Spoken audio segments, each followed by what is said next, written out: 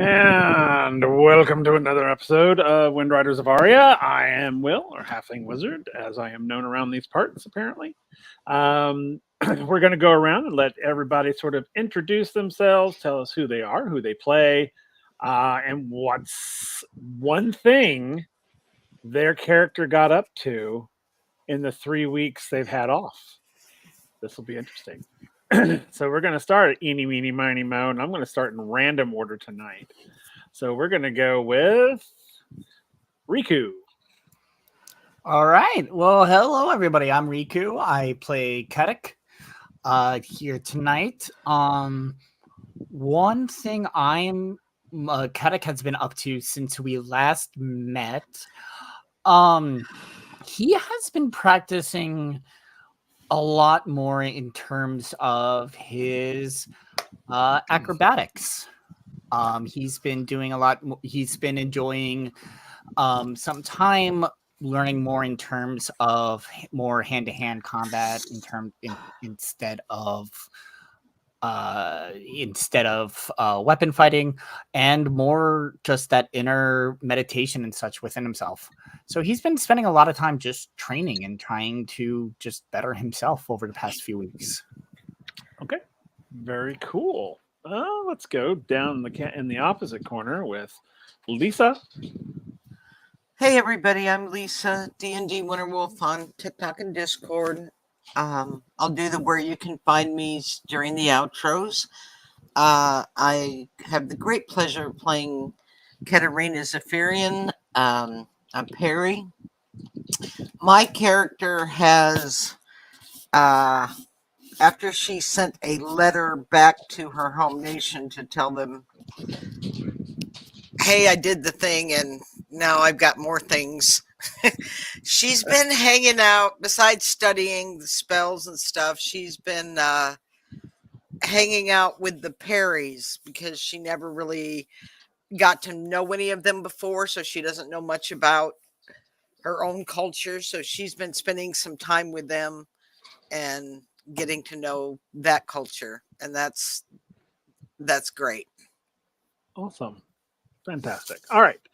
Eeny, meeny, miny. Wormslayer. Hi, everybody. This is Old Wormslayer. I will be playing Gath Alfredi tonight. And Gath has been brushing up on a variety of things during the last few weeks. Like he picked up a little bit better understanding of medicine because you never know when you're going to need it. What? Never. And a few other skills and whatnot. Okay. All right. Eeny, meeny, miny. Let's go to Kel. There he goes. We still can't hear you. Because I muted my tail mic too. I wasn't even thinking about that part. Again, hey guys, I'm Kel, known as the Celtic Wyvern King, who's more brain dead than normal because I literally woke up from power nap like 10 minutes before game. No, I'm playing A tonight, and A, during his part of the 3 weeks where we had time to ourselves before our first real assignment, he actually went back to Stormhawn to where he got arrested, specifically to his old lab. Okay. So you snuck back home? I won't say snuck back home. I mean, unless we were told we couldn't leave the kingdom. Yeah, you couldn't leave. Oh, I don't remember hearing that part. Oh, shit. It's okay. You can sneak back. It's okay. I love at that point, yeah, he was snuck back then. He wasn't giving a shit then. I love that. I absolutely love that. All right. Crazy Gamer Lady. Hey guys, I'm the Crazy Gamer Lady. I will go over where you can find me on the outros because I also just woke up from a nap, and yeah, my brain is not braining today. Speaking of brains not working, Alana mainly focused on working on her stealth, like her guile, because yeah, she needed to work on that. So she's been checking out the school agility course. Okay. Which, it's there. You're welcome to do it. All right. And of course, last but not least, Goose. Hey, I'm Goose. I am playing Soot. So Soot would have been spending as much time as possible getting to really know Jack, since they're like bunking together. And as a little side project, he would have made like a little like carrying strap for his toaster. Love every bit of that. Every bit of that. Okay. All right. You gotta stick Very to the cool. Absolutely. Hey, commit to it, my man. Commit to it. And of course, again, I am Will, or Halfling Wizard, the person behind the curtain here, who also gets the honor of playing Quacker Jacks and all the other awesome NPCs that will be appearing. So, huzzah! So, what we're going to do first, everybody, just so y'all know, if you're new to the Surge platform, we're going to talk through character leveling, because we haven't done that yet, and it is a little different than your typical like D&D and things of that nature. So we're gonna just sort of, I'm gonna have actually, and I'm not putting him on the spot because I asked him to do it, but I'm gonna have Goose kind of talk about a little bit about the leveling process and how we do it. So those of you if you have not had a chance to officially level, and because you weren't sure how, then Goose is here to let you know. So I'm going to turn it over to you, sir. I'll say real quick. Uh-huh. Well, just heads up, Hatter has finally redeemed NPC me. Okay. Fantastic. That's hilarious. All right, Goose, take it away.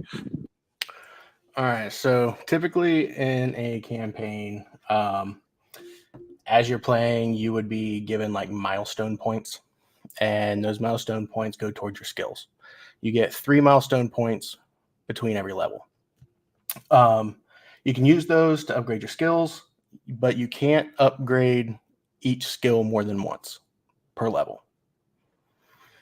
And that goes across the board. The one caveat to that is if you have bonus points to your intelligence, then you would get 1 bonus point based on every point of intelligence after the first level.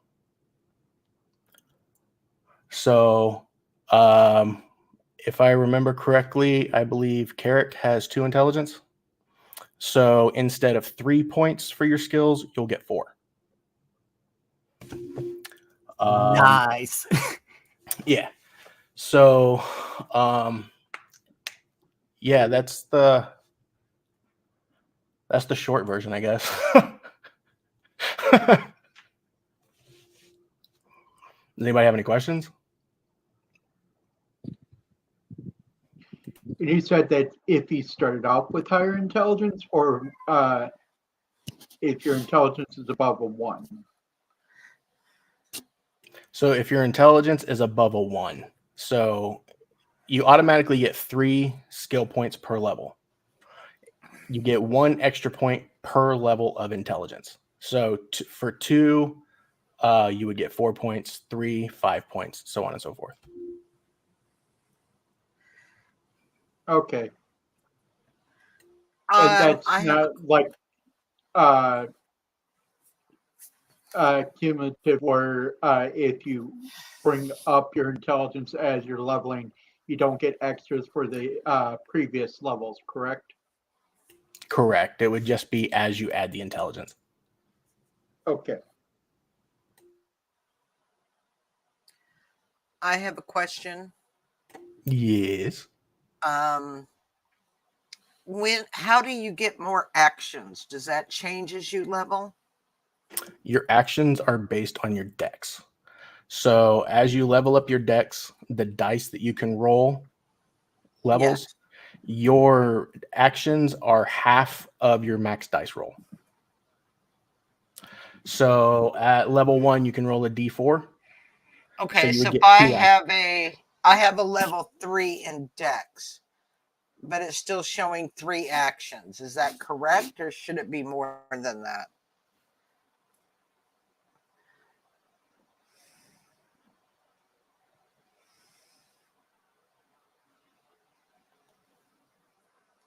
I'm sorry, did you hear me? Yeah, I was just trying to remember. You should have 4 actions.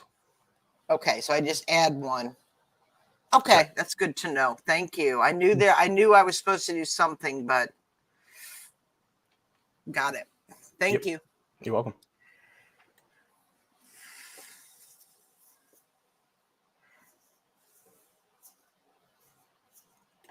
Anyone else? It everybody, was pretty easy. Actually, it was pretty easy to level compared to other systems. So yay. Yeah, the biggest thing that we were struggling with was how to actually word it for it to make sense. So once you're actually doing it, it makes it a lot easier.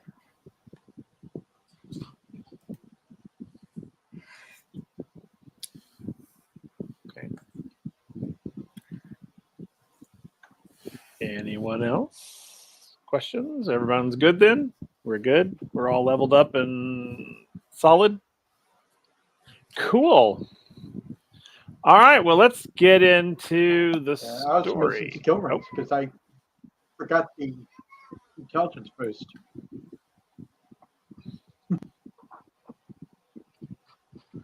I got my character sheet figured out though. Okay, but you're good. I was missing 3 ranks. Okay, cool. All right. So on we go into the story, shall we? So when last we were here, you guys had finished your final exam. You had made a new friend in Quacker Jacks, who we found out later is actually named Goosestav Greylag. From I don't think he told you where he's from yet, but Goosestav Greylag is the actual name of Quacker Jacks. Quacker Jacks is his pseudonym. It's his sort of spy name, you might say.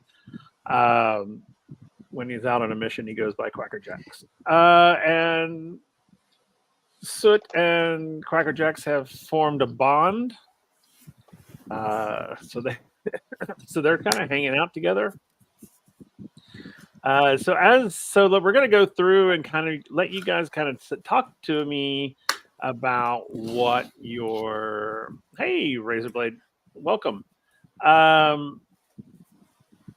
What your characters were doing in these 3 weeks, because after you passed your final exam, you had 3 weeks to do whatever you wanted to do. You didn't have to do it with the party. You could go and you could go on your own. This is the only time that you were allowed to do that.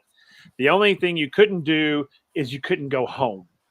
Now, you could send correspondence back and forth if you want to, but you couldn't leave Fossa itself. I'm going to do a roll on the D6, and let's see who talks to us first. Just a little bit. Don't have to go into huge amounts of detail. Just, hey, I was kind of doing this. Maybe something exciting occurred. 1, 2, 3. We're going with Kel. You are first, my friend. As he's eating. Sorry. I was in the service industry, and as a waiter, I know to walk up on people when they're eating. Okay, we'll take a moment. Next, I'll take a moment while you're chewing to let everybody know that this month, starting in July, we are supporting, I know it's been saying Rainbow Railroad in the chat, but we're actually supporting the Wounded Warrior Project this month. So for all the veterans, past, present, and future, we thank you for your service. And please, if you can, please do donate. We would appreciate it. All right, Kel. Yep. With your impeccable timing. I know. I do that sometimes. Oh, I know.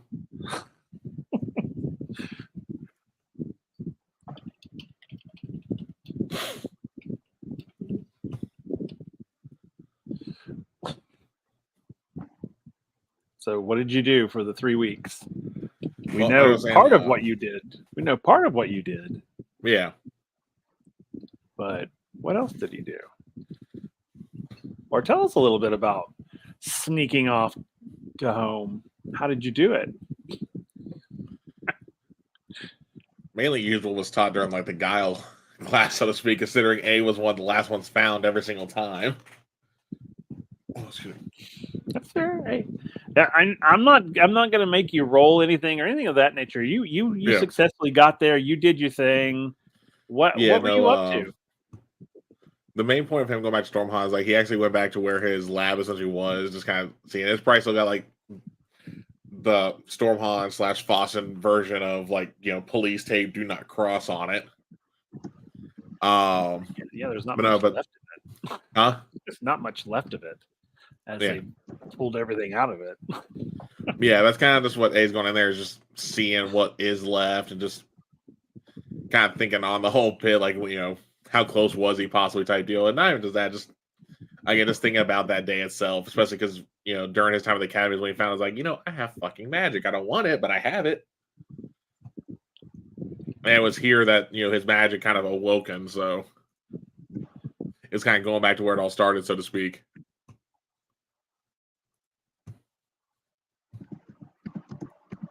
Okay, so that's basically all he did for 3 weeks. No, I mean, he probably have been there for, I would say, just a few days. Because it probably won't take much to shift through whatever rubble was still in the room. Yeah. But after that, he would have snuck back to Fossa and just kind of stick to his hobby, so to speak. So again, like tinkering with stuff.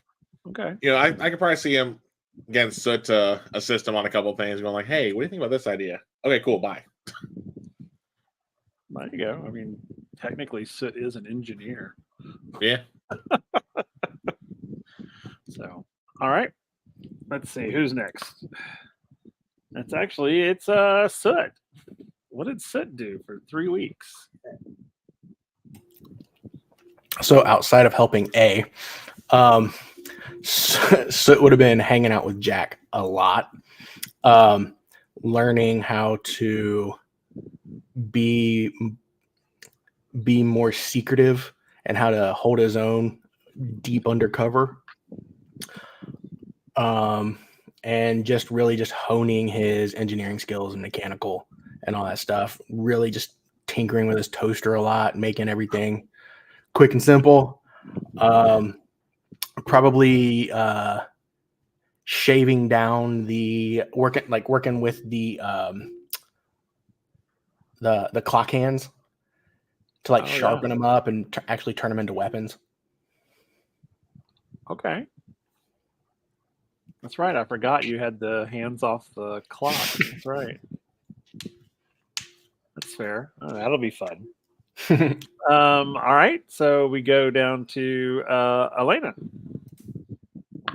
Or Lana. Sorry.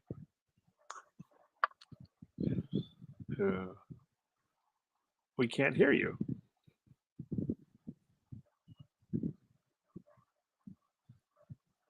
You're good. I can go on to someone else while you figure that out if you'd like. Okay. So let's go to 1, 2, 3, 4. Let's go to Slayer, please. Or to Gath.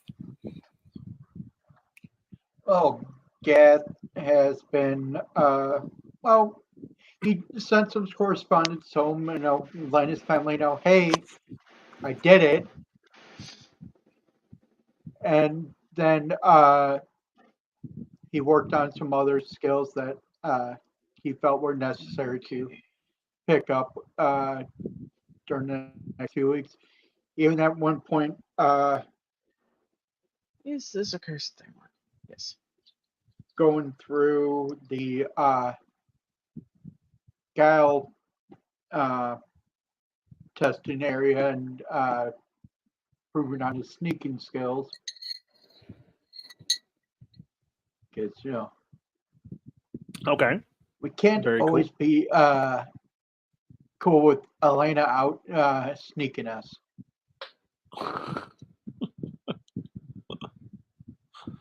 Okay. Speaking of, I think we've got you back now. I don't know. Do you have me back? There you are. Yes. All right. So Elena has been, of course, wrote to mommy and daddy saying, "Yay, I won. I passed the test. I'm so awesome." She has also planted that loomwood seed she found in the conservatory and has been tending to that. Very nice. Where And of did course, you plant that? She would have definitely gone shopping Okay. for some, of course, after doing a lot of research on Right. the loomwood tree.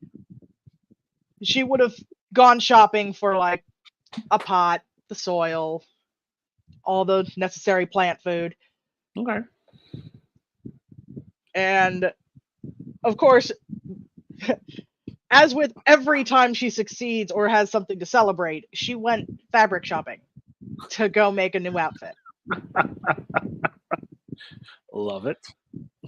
Of course. And if y'all don't think that can take a whole 3 weeks, I got news for you.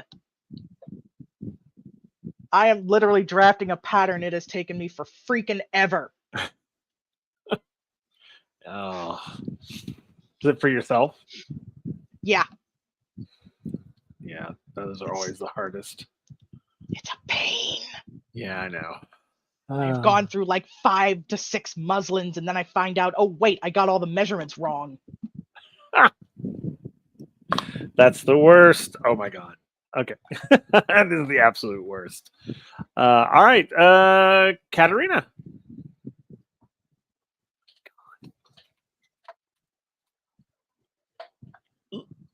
You're muted. I knew that. I'm a little out of it tonight, guys. I'm sorry.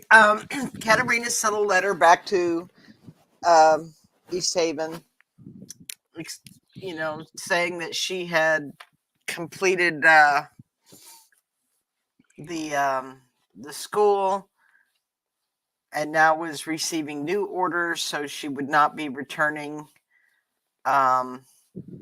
anytime soon. That she hoped she brought credit to her king. Curious if she got a reply to that yet. She also went shopping, got some weapons, some light armor, things she thinks she might need, and then hung out with some Perrys. Okay. All right. Last but not least, Kedrick. So Kadek definitely did write back to his family at the end to let him know what has been going on. His letter, if you can call it that, it was probably almost like a book that he sent back, just detailing his entire experience, what he's seen, all of his friends, just really excited about everything. And then spent some time while on campus, just keeping his skills fresh. I think through with everything going on and what he's learned about himself, he found himself wanting to practice. He's been practicing more on his dexterity when it comes to not just fighting, but just movement as well. He definitely has been he's been doing a lot of training on that end of things, and just really just enjoying life in the area, just enjoying this new experience that he's having in a place outside his own real community.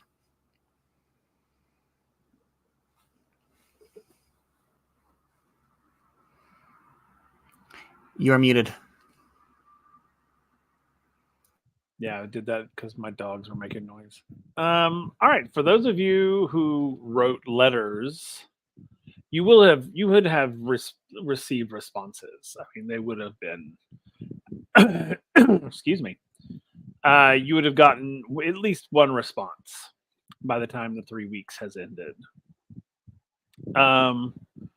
So for the most part, most of the correspondence is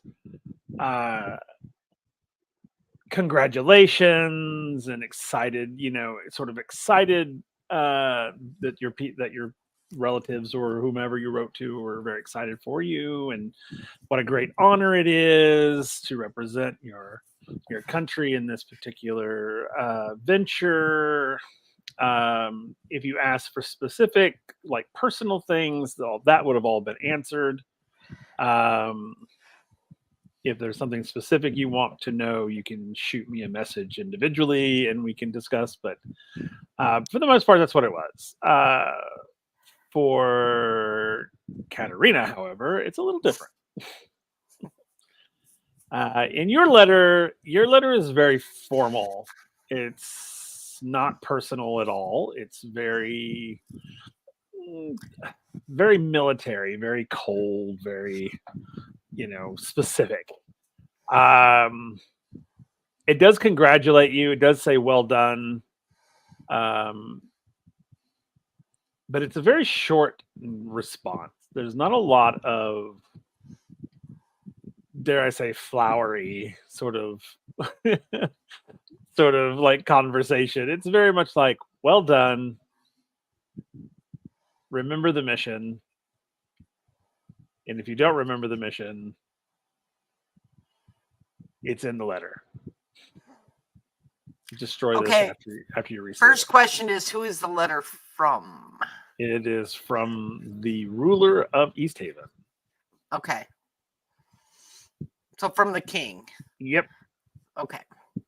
So now my mission was to go to school, so now I'm curious as to what the mission actually. So I'm like, remember the mission. I finished the mission.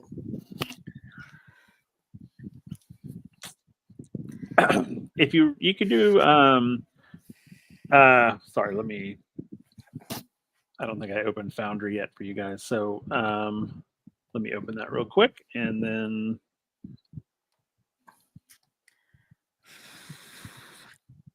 you guys can get in there and do your thing. I don't know if I left it open. Did I leave it open? Okay, couldn't remember if I left it open or not. Okay, cool. Excellent. So you can roll an intelligence roll to see if you can figure out what, because they said the message was in the letter, but you only see like 4 lines of actual written text. What does that mean?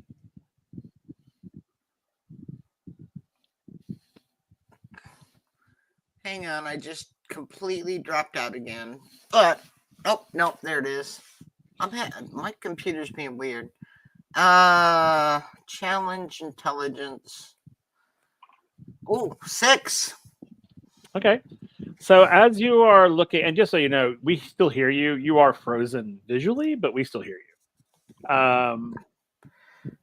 So yeah, as you're looking at this letter, you're just like, what does it mean? It's in the letter. So as you're sort of looking at it and observing it and kind of like, what? And as you slightly pulled it up to the light, you see that there's something hidden in the paper itself. Okay.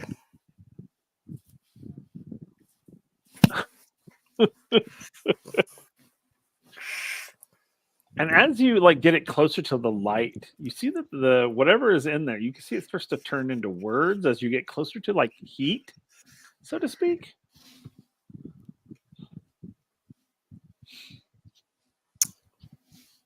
Yes, and what does it say? Okay.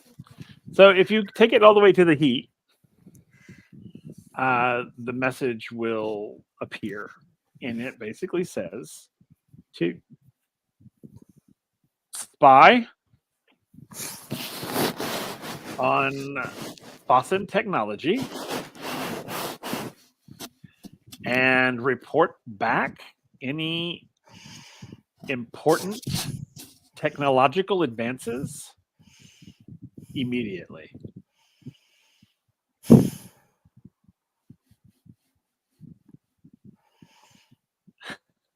Yes, Red Hawthorne. That is correct. um,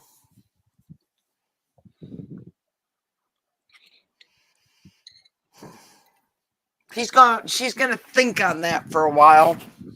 Okay. What that means. Yeah. Okay, that's cool. All right. If I drop out, I apologize. I got to figure out what's going on You're fine. You're fine. here. So When you come back in, we'll put you back in. All right. Blame So, Elon Musk. exactly. Everybody So- knows technology does exactly what you want to do when you want to do it without giving you any problems whatsoever. Absolutely. Technology can be relied on 100%. So, Kedek, To screw up. you sent a letter home. What were you specifically wanting? Was there something specific that you wanted them to know, or that you wanted to know, or was there anything that you were looking to have returned back to you? I think Kadek was mostly writing back just to give a detail of his experiences and what he's seen, what he's done, just so folks can know. He probably did ask about his family, his parents, and also how the village is doing, just in general, and nothing really too specific. Just Okay. Just a quick update check.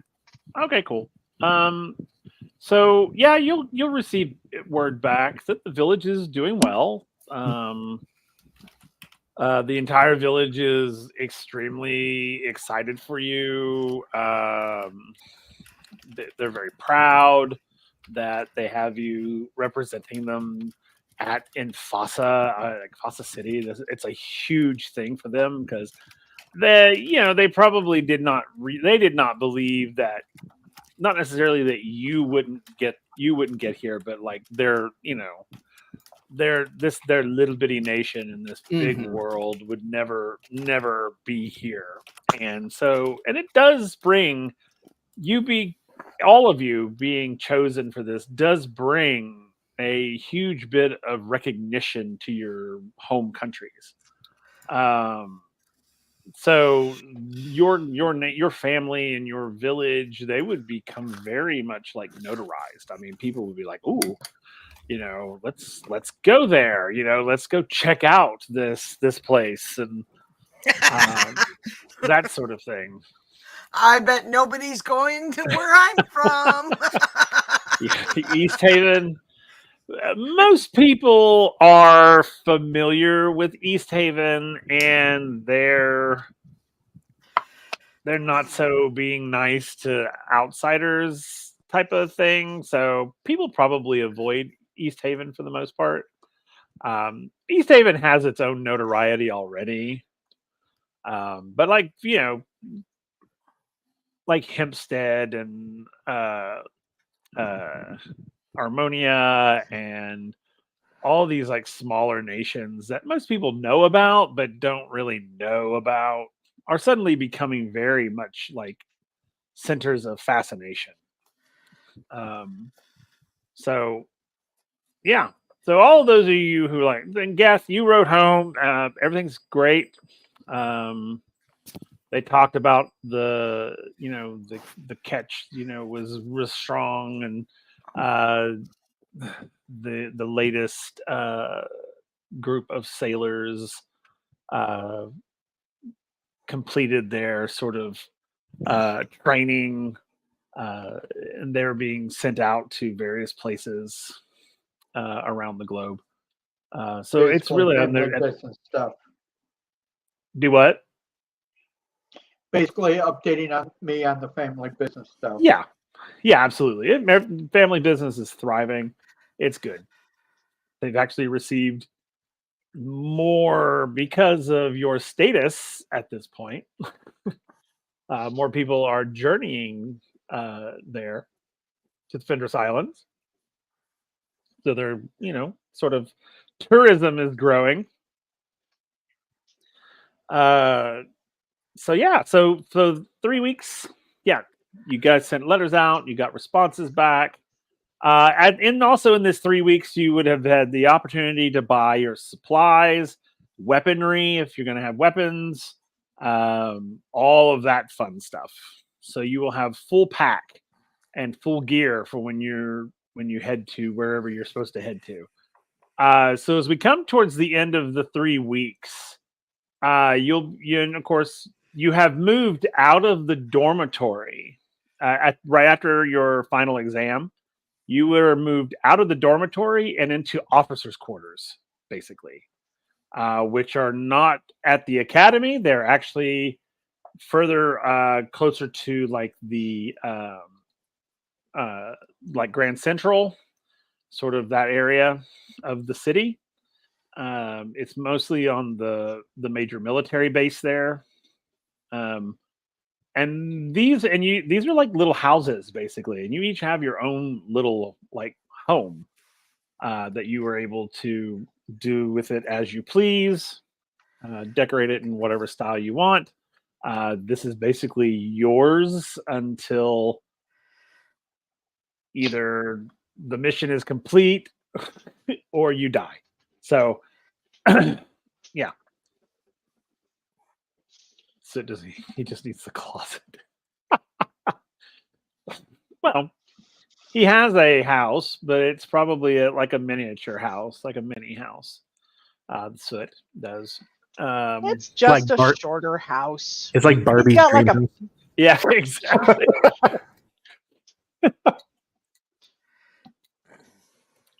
When in these homes, so when you go, as you're going, you will have multiple deliveries made to you.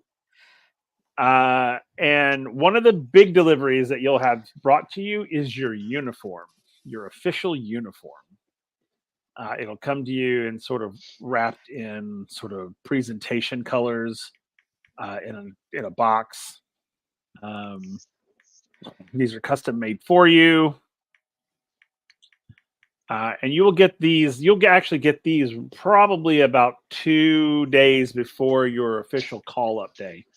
So as you're at home in your, doing whatever it is you're doing at home, you will have a knock at the door. When you open the door, if you open the door, I'm assuming everybody does. You will see you'll see 2 rather formal men, a man and a woman dressed in sort of military uniform. One is holding a box. The other one says, "I need you to sign here, please." Because in the military, all those requisition orders, you got to sign off on everything. So in triplicate. So they have you sort of sign off. And once you sign off, they hand you the box and then they will leave. They say congratulations and they salute you and then they walk away. So each of you have gotten this box. Oh boy. Everybody's like, "Who's the leader? Who's the leader?"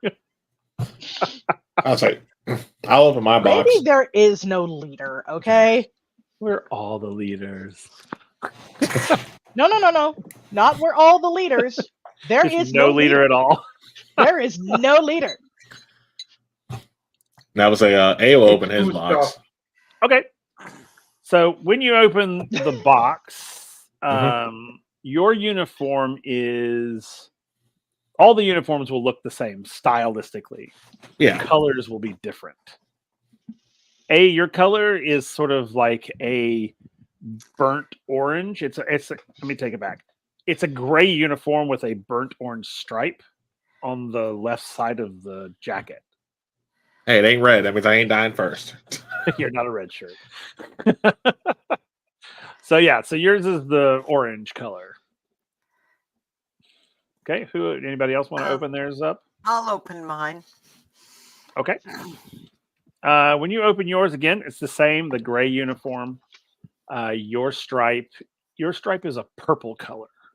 It's not really like deep purple. It's sort of a lighter purple, not like a lavender, but like a just not a royal purple. Gotcha. Okay, who's next? Gav I'll will open mine. his.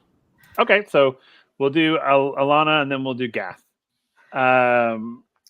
Okay, so you open yours, and of course, Alana, you'll see the gray uniform, and yours has a yellow stripe on it. I was going to go green, but I decided not to because I was like, no, I don't want it to be that obvious. Oh, fine. Gath, you'll open yours, and yours will have a sort of aqua green color. Not quite dark green, sort of a lightish green. Dare I say seafoam? Matches my skin tone. All right. Who's next? Goose or not Goose? Sorry, Soot or Caddick? Soot. You open yours, and yours has a sort of like a blue. It's a light colored blue. It's not like baby blue, but not quite royal blue. Oh, we lost somebody. Who did we lose? Did we lose somebody? Crazy gamer. Okay, cool. She'll be back. How similar is it to the onesie? It is. You mean the color or the uniform? Like the look of it. Oh no, this is much more structured. It's not, He But the good immediately thing hates, about it is you could wear the onesie underneath it. he immediately hates the uniform. Of course he does.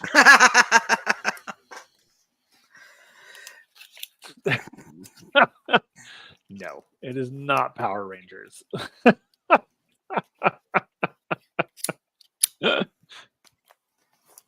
All right, so Kedek, you're the last one. Yes, I am. All right, you open yours, and your stripe is a burgundy color. Not red, but a rich burgundy, almost a wine color. There are no Nice. red shirts. Very nice. I Caddick is gonna However, like that. You look and on your uniform, however, on your stripe, there is a little bit of there's like gold piping running down the side. Well, shit. Signifying that you are command lead of your group. Have fun. I did. Not.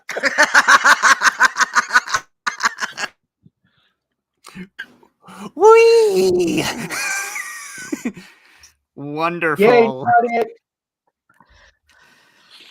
So By the way, I just because it was fun, my total points was 69. yes, they were. Hey. So all right, so you have roll red with gold piping, Fun. or red. That not means red, he'll be burgundy. the first to die. Burgundy, not red. Different kind of red.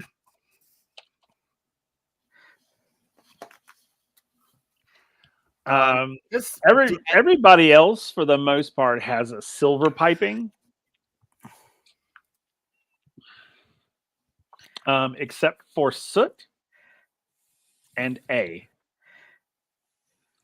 Soot and A, you have a copper piping. Copper piping is for engineering core. Okay. it's not a bronze medal.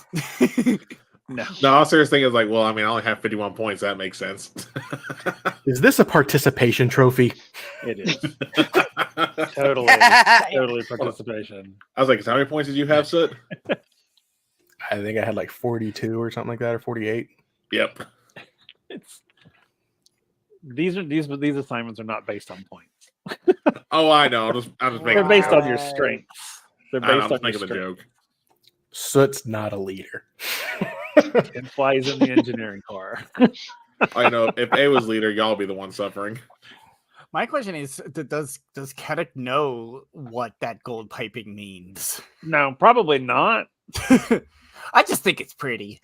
None of you actually knows your official ranks yet. That's just, oh, that's pretty. It's kind of pretty.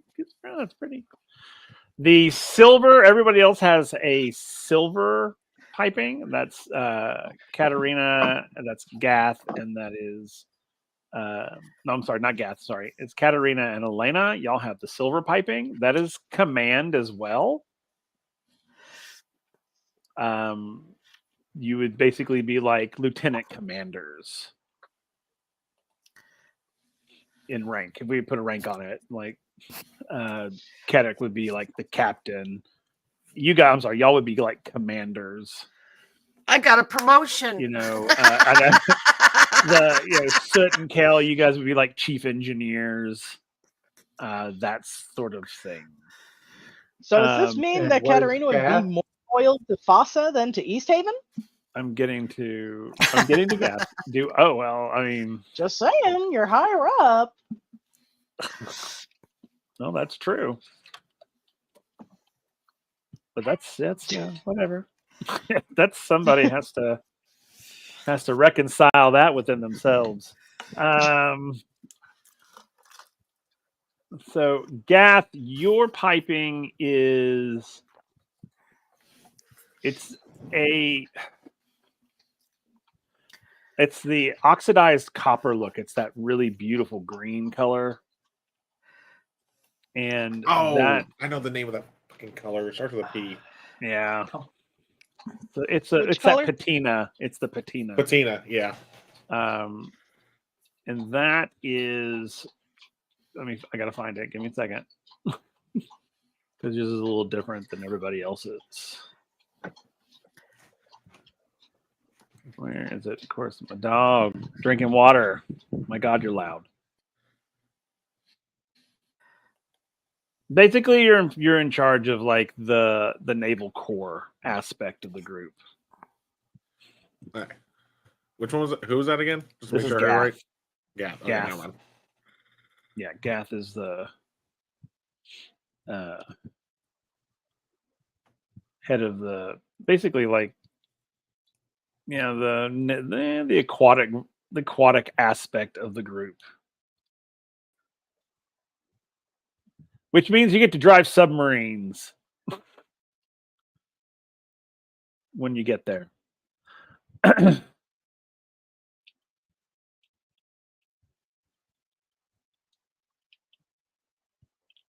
Okay. All right. So all of you have your uniforms, and you also, with the uniforms, will get sort of your. So the Well, go ahead.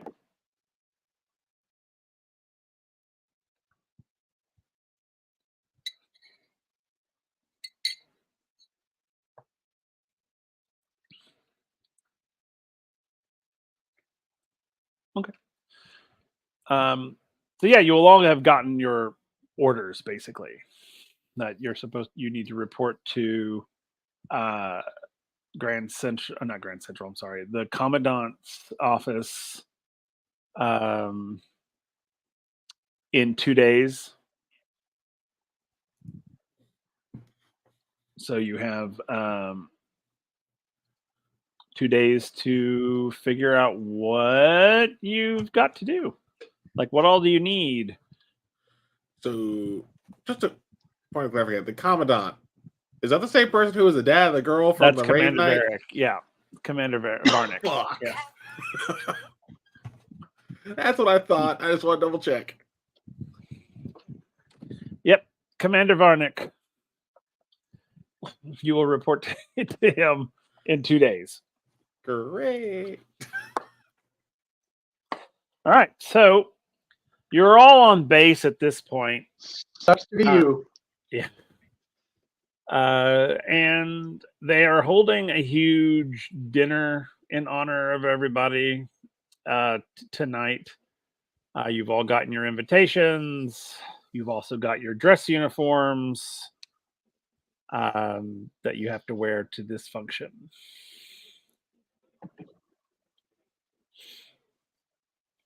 So, what is everybody doing? Where is everybody's mental space? Where are you in your head at this point? Let's start. We'll just start and go around the table here. Let's start with Elena. What's Elena doing? Where's her mental space? I think she is just trying to focus on like the smaller stuff first. Just like Okay. just keeping distracted from the really big thing of I don't know what the fuck we're supposed to be doing. So she's focusing on sewing, she's focusing on the tree until she can figure out what we are supposed to be doing, and then she can focus on that. Okay. So speaking of the tree, let's talk about the tree. So you planted it in the pot and you've been taking care of it very well. In the little under 3 weeks, it has actually grown about 6 inches. And it is at this point, it is a lovely shade of like violet. Like it's the little leaves that are coming off of it are almost like velvety, and they're sort of they have a sheen to them like velvet does.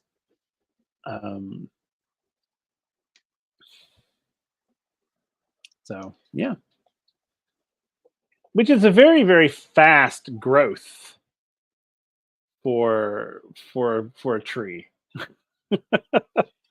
I mean, I would imagine that there would at least be some record of it in Hempstead, and she would have messaged her parents like, by the way, I'm suddenly interested in looking up this tree and a couple other trees. Would you mind looking for any books on this information and sending them over? I'd appreciate it. Okay. And like I said, her obsession with studying fabrics is just as much the obsession with studying as it is with the fabric. So she's also excited to be researching this tree. Right. Okay. So your family sends back some information that they found in an old book about this tree. The loomwood tree is a very old tree. It actually was, according to your people, it went extinct like a long time ago. At least in that part of the world, it no longer exists. So they're very much like, oh, why are you so? Wonder why you're so fascinated by this particular tree. But they send you kind of the history of it, just what they know, because they don't actually know a lot about it. Yes, I know. We had 2 people; their computers crapped out, but they'll be back. So like We I said know- earlier, technology will do whatever we want, whenever we want it, with no problems whatsoever.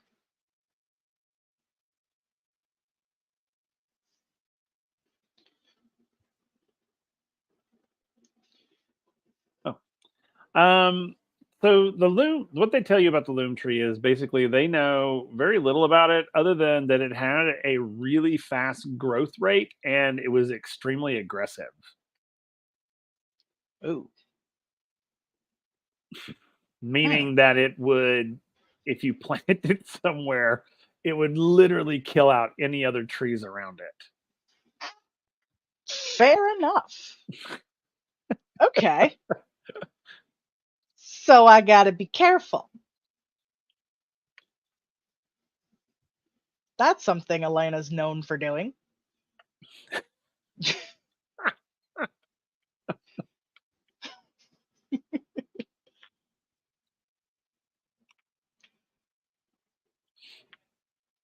So it sounds like Elena's going to be buying a lot of big pots. and doing a lot of fucking watering.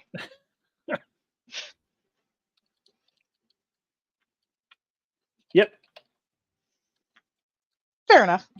So yeah, and they tell you that they tell you that they know, they don't know, but they, with what they've read, it has a very, very fast growth rate.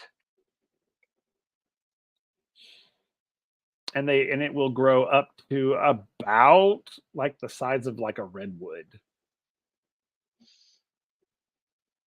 As well I think as I'm gonna need a bigger house. Yes, as well as the big around.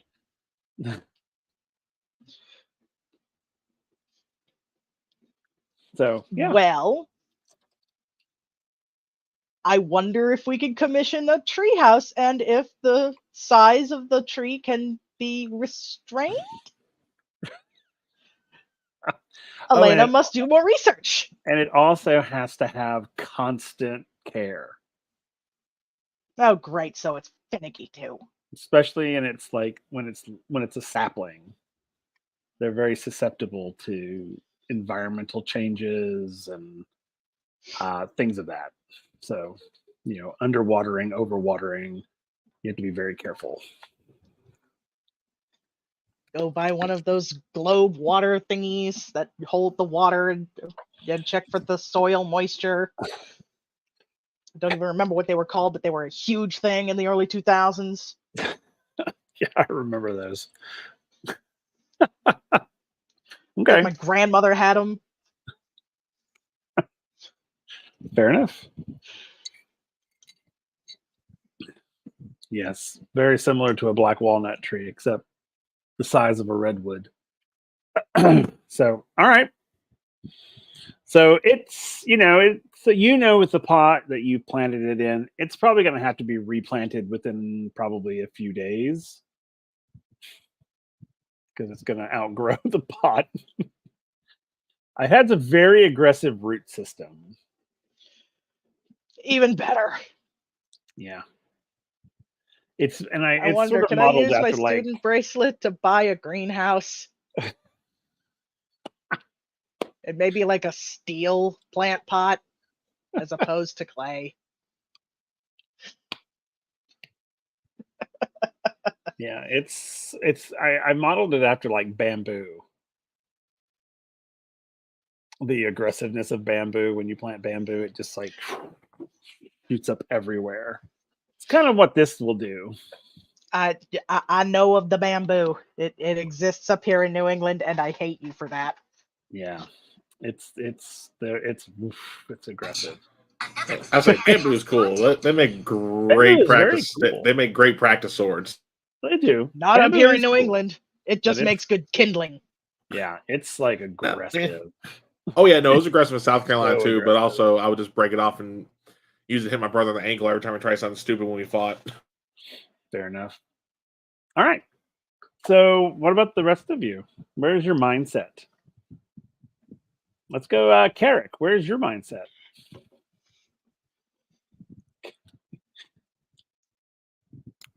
Carrick is excited for what's next and seeing where this whole thing will bring him next. He is definitely someone who just tends to sometimes go with the flow of things and seeing what happens next. So he's excited, but I think there is that bit of nerves in him about what it could be next. Especially now that he has the uniform and things feel a lot more orderly and official than they've been in the past. So he's a little bit nervous about that. But otherwise, he's just excited and ready to go.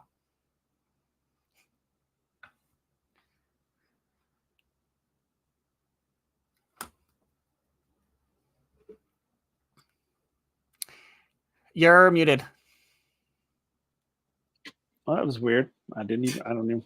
Huh. So anyway, so all of what I just said was basically someone knocked at you. You have a knock at the door.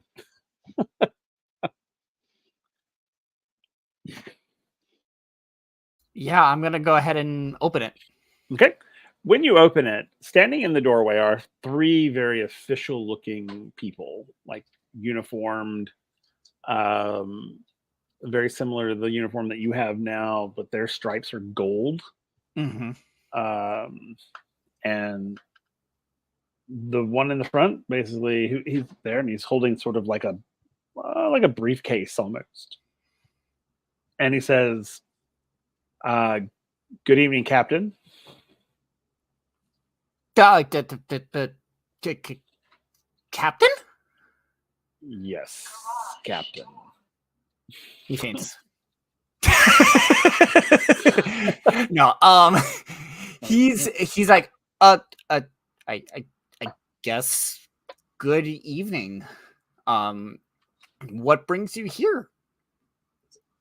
He introduces himself as Air Marshal Vance, and then he introduces the people to his right, to my left. To his left is Air Commander Phillips and Aerial Sergeant James. We're here to go over your mission specs for your team. Oh, yeah, sure. Come on in.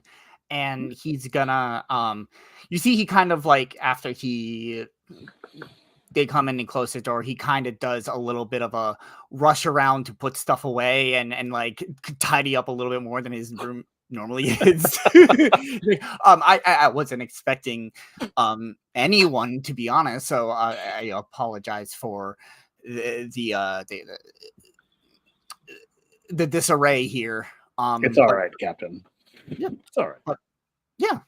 So the air marshal, he's very much like at ease, Captain. Sorry, I've just can I ask something real quick before we get into the mission? Certainly. Why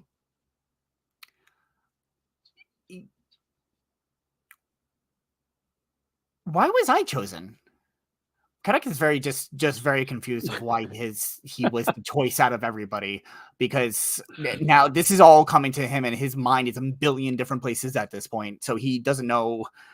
He's like, wait, what? And he'll simply say, well, for the most part, when we're given advancement, we don't really ask why, but if you'd like to know, it's because of your creative, critical thinking skills. So you liked how I dance, and your empathy. A good leader has to have both strong critical thinking and empathy. And yeah. the sick dance moves did not hurt your choices either. That's very fair. Well, thank you. I appreciate that. Just never saw myself in this type of position. So, yeah. Well, then let's get down to it. Right. Shall we sit? Gestures them to sit on whatever furniture he does have. Yeah, it's like a basic living room setup. It's like a couch and a couple of chairs and that sort of thing. So the air marshal, he'll sit. One of his two sort of entourage. They'll stay standing behind him. He'll put the briefcase and he'll open it and he'll start pulling papers out. All right, so I'm gonna come back to you in just a second. Okay. So let's go to A and see what's going on over in your little bungalow. I probably wouldn't say too much because just make sure I also heard right earlier. You said there was a note in the box and we're reporting to Commander Varnick, right? Correct. In the morning. Yeah. So his mind's going like, shit, oh shit, oh shit, oh shit, oh shit. Because even though this meeting is definitely going to be better in terms of the situation of the meeting, It still ain't a good. It still ain't good. And plus, A didn't really have much with him anyway when he came back from Storhan, nor when he came, to Fossa the first time. So his quarters are very just bland in terms of overall what he's done with it. So because he didn't really have anything to decorate with. That's fair. That's fair. He probably went out and grabbed maybe some tech supplies, so he has a little crafting table, so to speak. That's for building stuff. That's really about it. Okay. So as you're sitting there, so what is A doing? I mean, I'm assuming, did he get prepared? Did he get dressed, or is he just sort of last minute going to do it last minute? Oh no, it's 100% last minute because he's so absorbed, sucked into his own mind about how to talk to this guy again. And to kind of help him calm down, he's definitely fiddling with something. Maybe he went and just found random scraps trying to build something together, kind of keep his mind at ease. But it's not until he looks at the clock and goes oh shit, that he's actually getting dressed and making his way over. Okay. So as you're sort of doing nothing before you get dressed, there's a knock at your door. I want to answer it. Okay. There, standing in front of you, is another person. He's in a uniform, but it's a little more relaxed than the other uniforms are. And he introduces himself as Chief Marshal. And he's over the mechanized division of Fossa. He's in charge of the mechanized. He's basically your boss. Yeah. And he comes in to basically, he's like, I'm here to go over your mission specs. A is still not 100% where his head should be right now. He's okay. So senior engineer A, may I come in? Yeah, I'm just gonna step aside, just motion. Okay. And he'll come in and he'll sit somewhere and he'll start pulling out sort of papers. So we'll get back to you in just a second. Soot, same thing. You have a knock at the door. I just automatically before the knock comes, what in the world does Soot's little house interior look like? It's gonna look just like everybody else's, with the exception that Jack is sleeping on the bed and Soot is totally sleeping in a potted plant. I love it. Because it's the closest feeling to home. Love it. Okay. Oh yeah. And he's still wearing the onesie. That's great. Okay. So and of course Jack is on the bed, has created a nest. Just all the blankets and pillows. Yeah. Oh yeah, he's created a nest.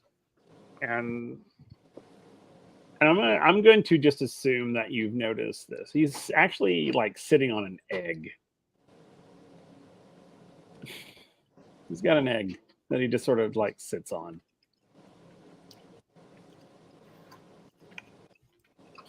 There are a number of questions to that. Would this be the first time he's seeing it? Probably not. That's probably the first time you've ever seen him sit on it, though. This is the egg that he took from the Royal Treasury. That's not normal for boy geese, is it? Are you asking him that? Yeah. Okay.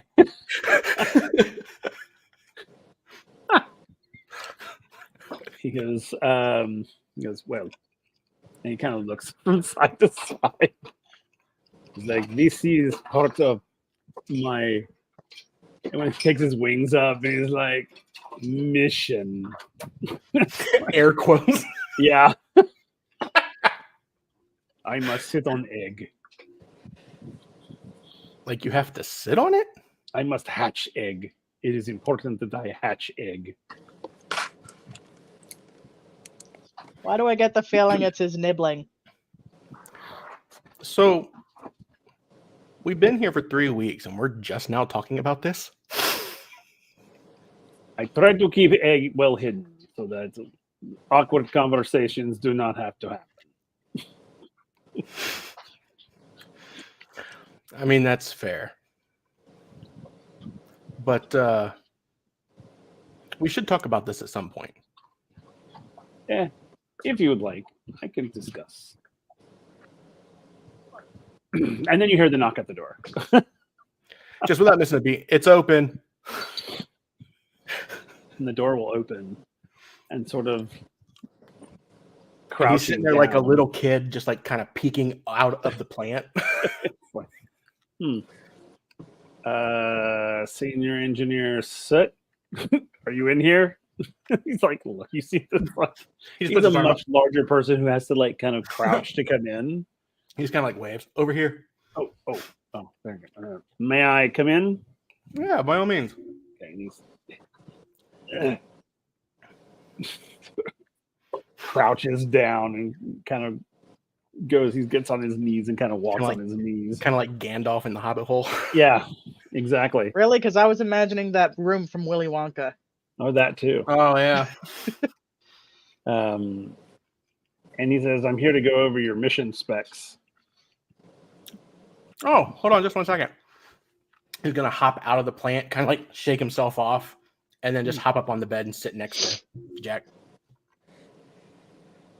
Go ahead. You have a goose. Like, Don't mind him. He's cool.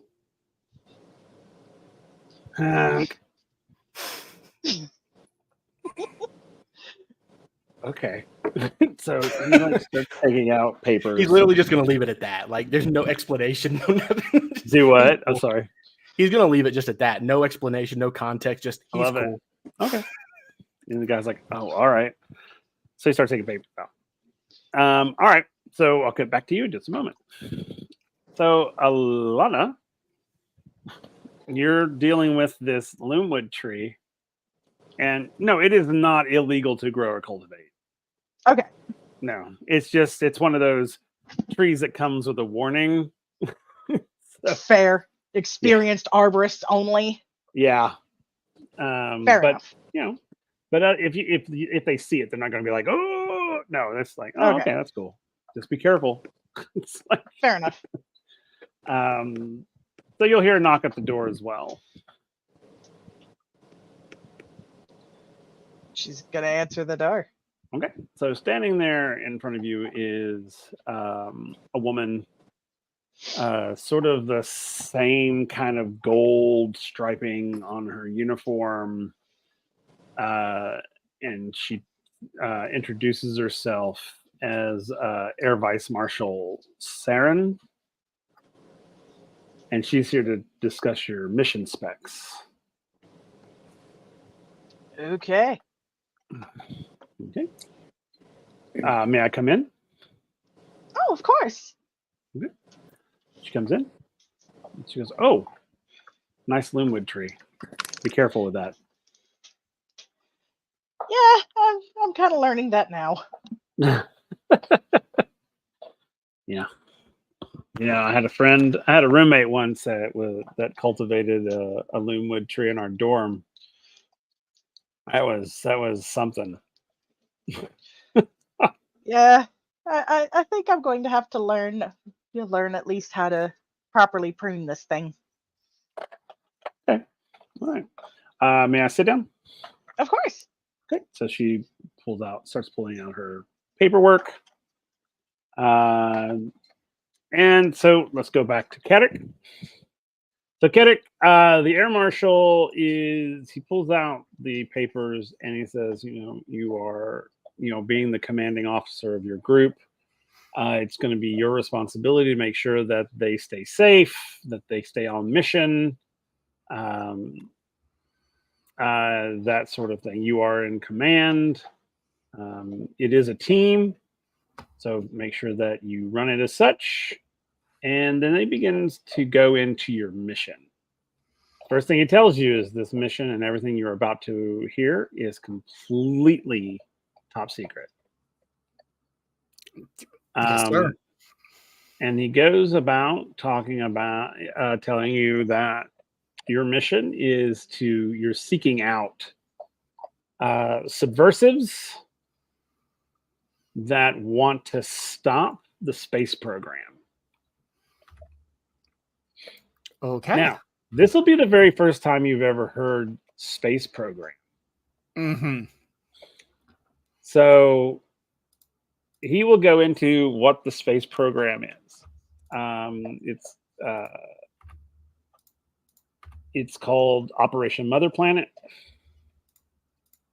And they are building a ship, an airship that will go to the stars, but more importantly, to the mother planet.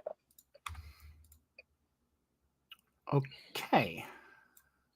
But there are certain nations that have sworn to stop the program by any means necessary.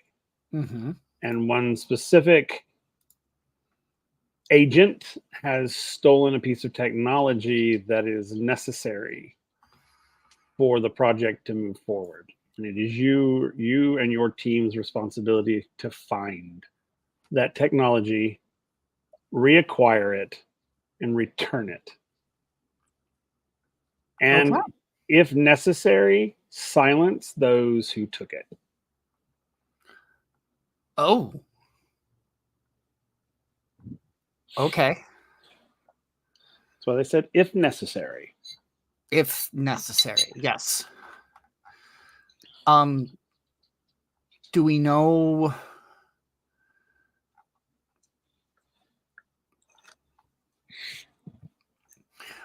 do we know what we may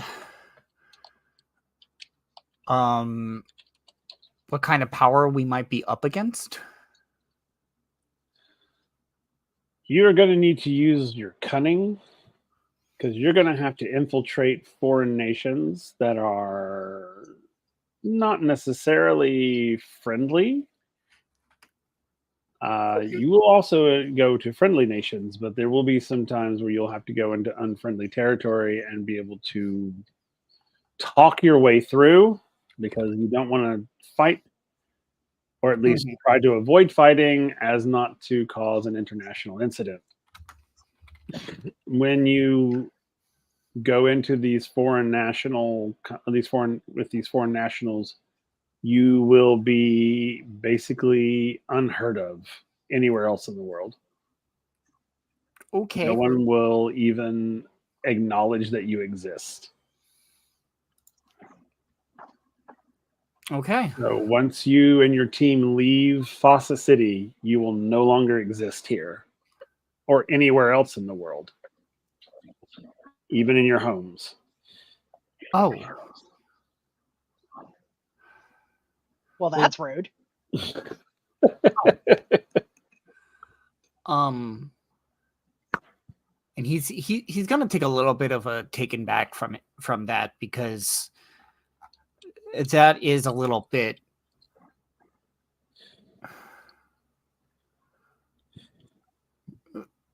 so what you're talking about is like, even like what will be told to, like, say, my family back home? 2 men in black suits will appear at their door with a little stick. Says, Yeah. please look into this. Yeah. Zoop. It will be, they'll tell you that there will be a cover story. Okay. You're fine, you're healthy, nothing of that nature. They're not going to tell you, oh, I'm sorry, he died. You know, it's like, none of that's happened. None of that's going to happen. They're like, there is a cover story that will be told to families and things of that. There will be people who will basically pretend to be you. So any correspondence coming back and forth will come from them, not you. you'll have no contact. Okay. And it's for their safety as much as it is for yours. Okay. Well, as long as I don't have to worry about them and they don't have to really worry about me, sounds like a plan. Okay. Do you have any questions? I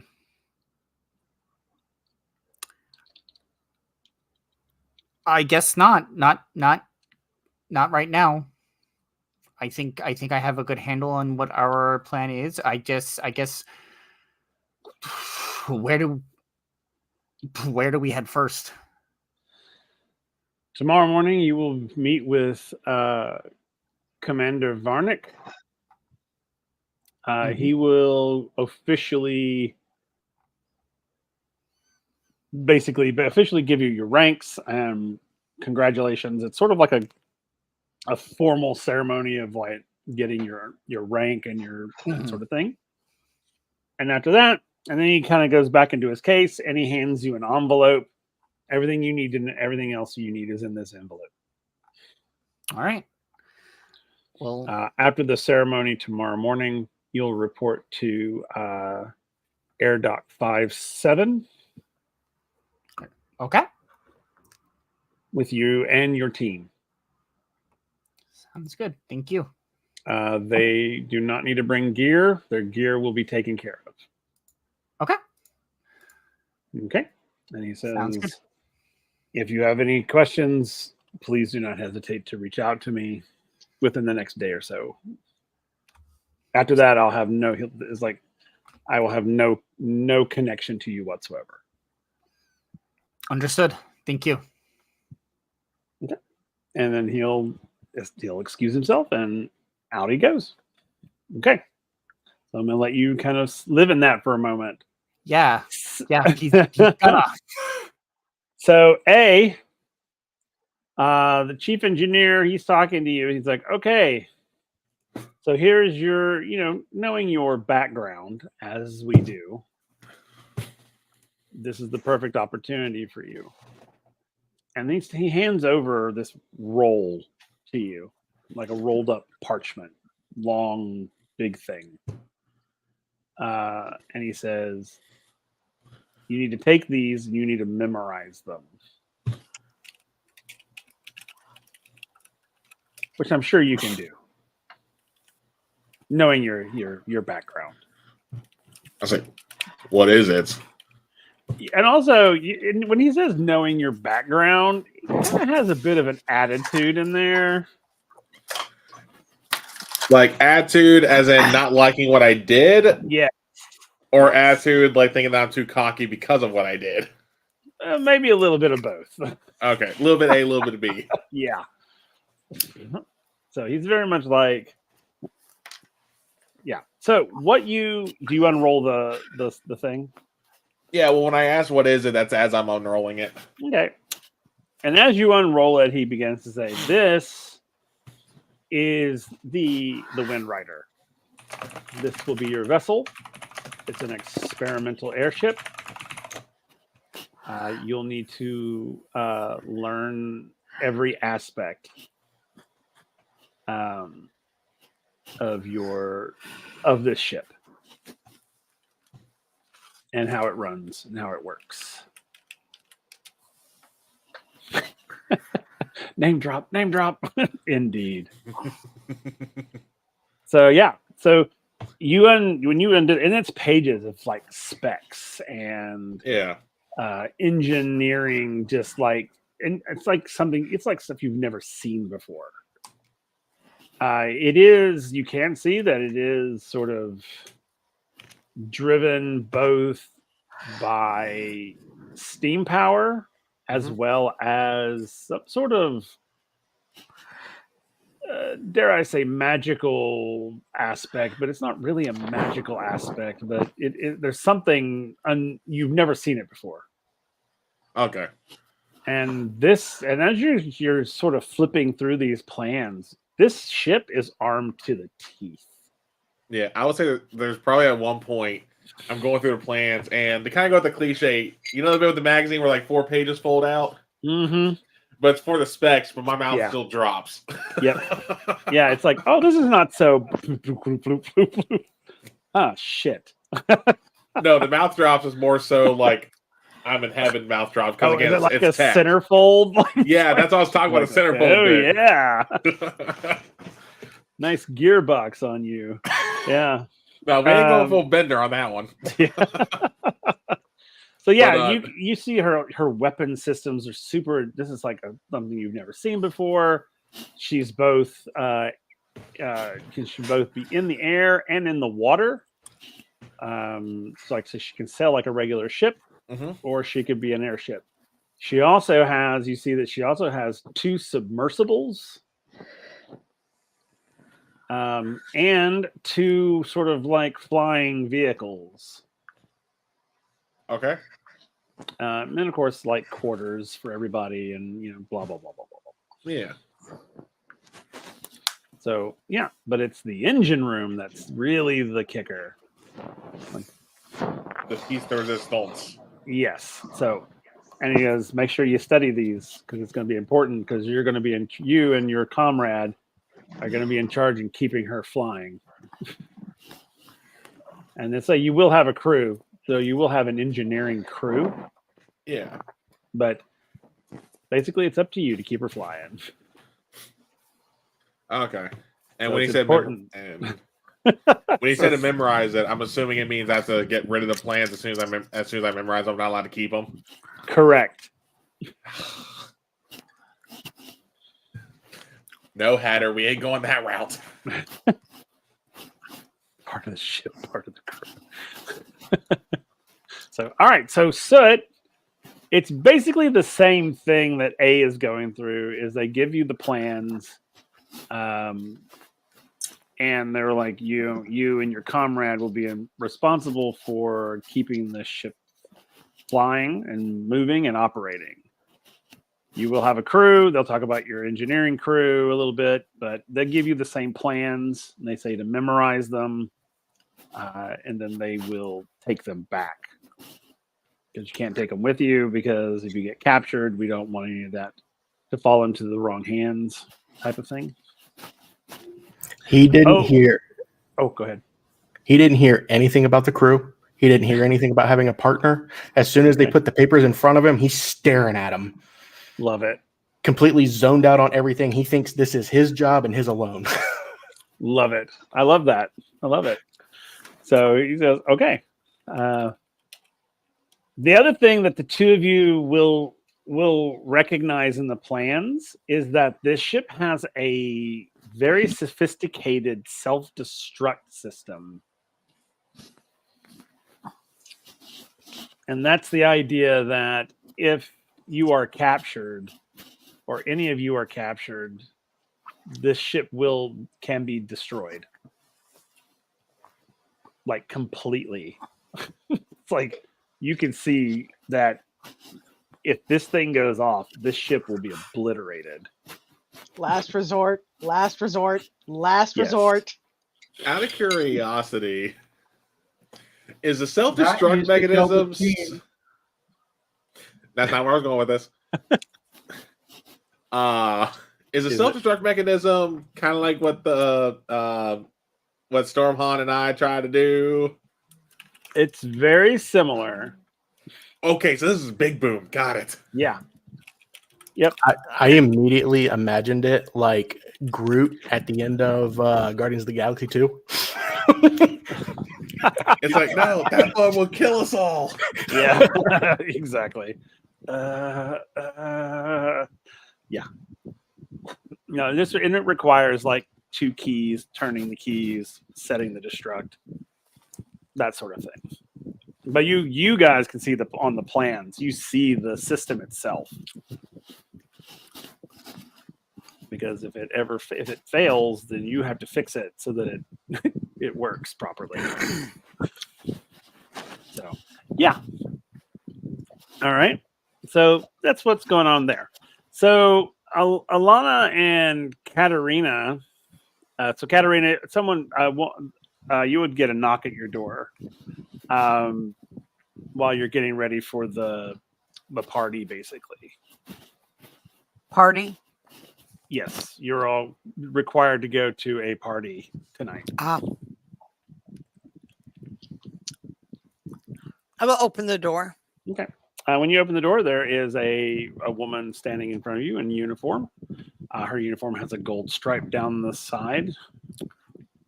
And she introduces herself as Commander Ariel.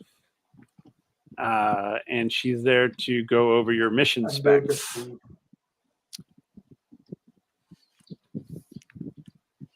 I will tell her that before she gives me any information that I need to speak to Commander Varick. Okay.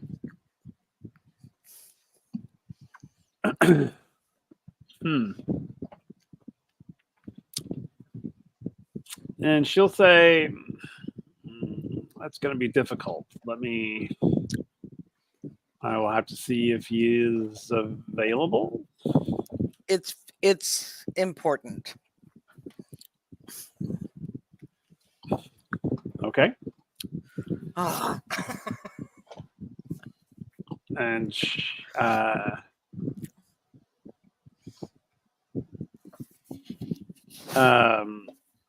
says, okay, give me a moment and I'll see if I can find him.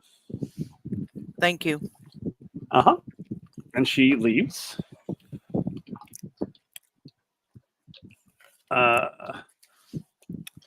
So Alana will come to you. So they're very they sit down and they go over your mission specs. And she hands you sort of some papers to look through and says, as part of the command crew, it is your job to make sure that the captain stays safe and that they're making the right choice, the decisions. Their decisions are final when they say, but it is always a good commander is always questioning their captain respectfully. Because sometimes captains tend to make choices that endanger themselves, and you have to make sure that doesn't happen. Most times, the command crew, yourself and your companion, will lead away missions. There will be times when all of you will need to go, but a lot of times you and one or two others can go on a mission. But it's your job to make sure that the captain stays safe and that the mission is successful. The captain will inform all of you of your mission when he meets with you tomorrow afternoon.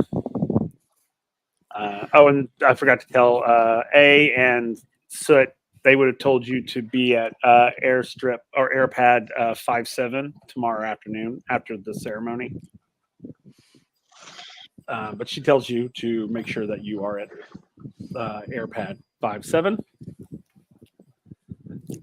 tomorrow afternoon after the ceremony. Don't worry about your gear. Your gear will be taken care of. But yeah. And you're, like I said, again, your captain will fill you in on the mission itself. Any questions? Do you think I can get someone in here to take care of the plant while I'm gone? She says, I'm sure we could find someone to take care of your tree. But you know that it's going to need to be planted in the ground pretty soon. So, yeah, I'm also going to need to find a place to plant that without it causing problems.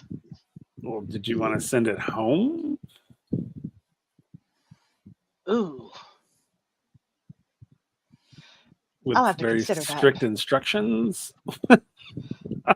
Technically, that plant is extinct back home, Oh, so I don't know if I want to introduce that to its ecosystem again.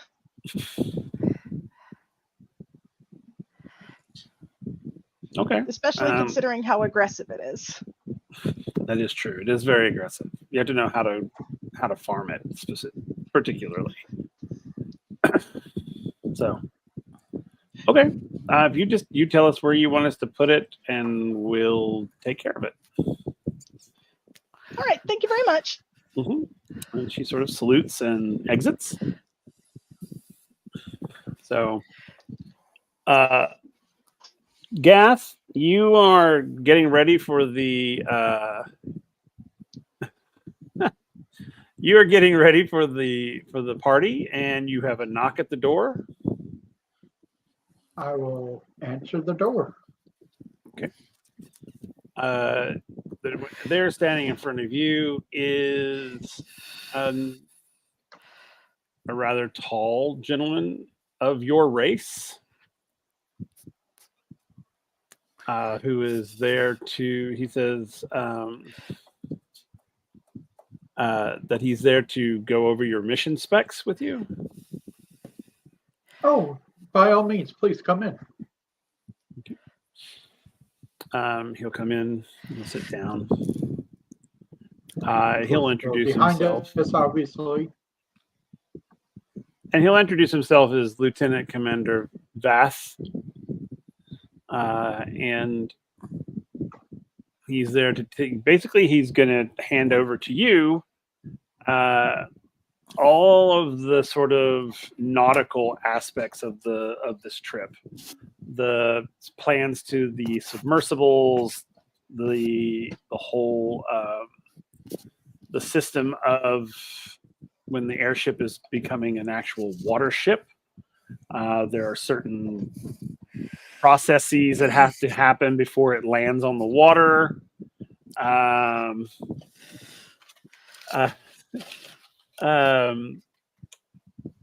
So yeah, so he's going through and he's looking and he's like it's a very proud day for our people.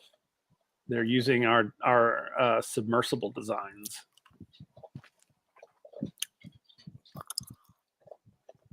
So that's why they chose me for this, because I would have some familiarity with it. Indeed. So I can't tell you how important it is for our people that this mission be successful. I'll do everything I can to make sure it succeeds. Excellent. Or die trying. And he puts his hand on your shoulder and says, "Good man. Good man. Make sure that you report to Airpad 57 tomorrow afternoon after the ceremony." And then he says, "Good luck." Good luck. And assuming I'm not allowed to keep any of the physical stuff, he'll correct. Make sure to commit everything to memory that he didn't already have some familiarity with. Okay. Excellent. Yeah, he'll tell you to commit it to memory, learn it, memorize it, and then they'll come back and get the plans later. That sort of thing. So, he literally hands it to him as he's leaving, because literally as they were going over things, he was literally just skimming over things and just like speed reading and committing it to memory. Okay, cool. It's like he's been doing this for a while. Right. That's fair. Yeah, absolutely. Cool. All right, then he'll salute, and he won't even salute because he's a water guy. They don't salute each other, so he'll just say good luck and he'll leave. Let you get dressed for the party. Yep. All right. So back to Katerina. So you'll hear a knock at the door. I'll open the door. And there's Commander Ariel again. And she says, okay. She's like, Mr. Varric is here. And she sort of steps to the side, and he's there, standing in the doorway, and he's like, and he looks at you with a very disapproving look. And he says, you summoned me? I would have come to you, sir. But since you're here, please come in. And he comes in. Okay. Is the other person still there? I'm gonna Yes. say, could I request we have this conversation in private? And he looks at the commander and tells her to step out, and she does.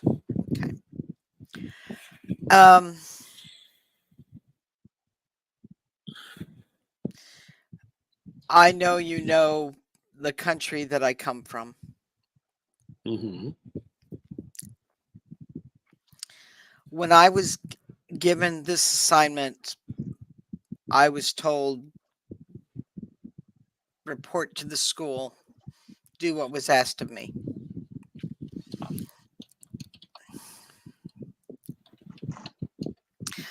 I corresponded after graduation,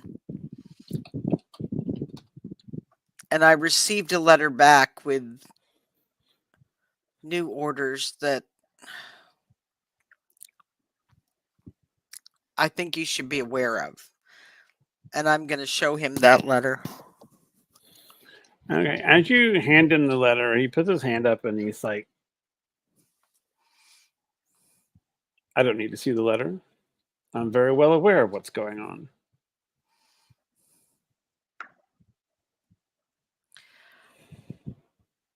I swore fealty to my king, but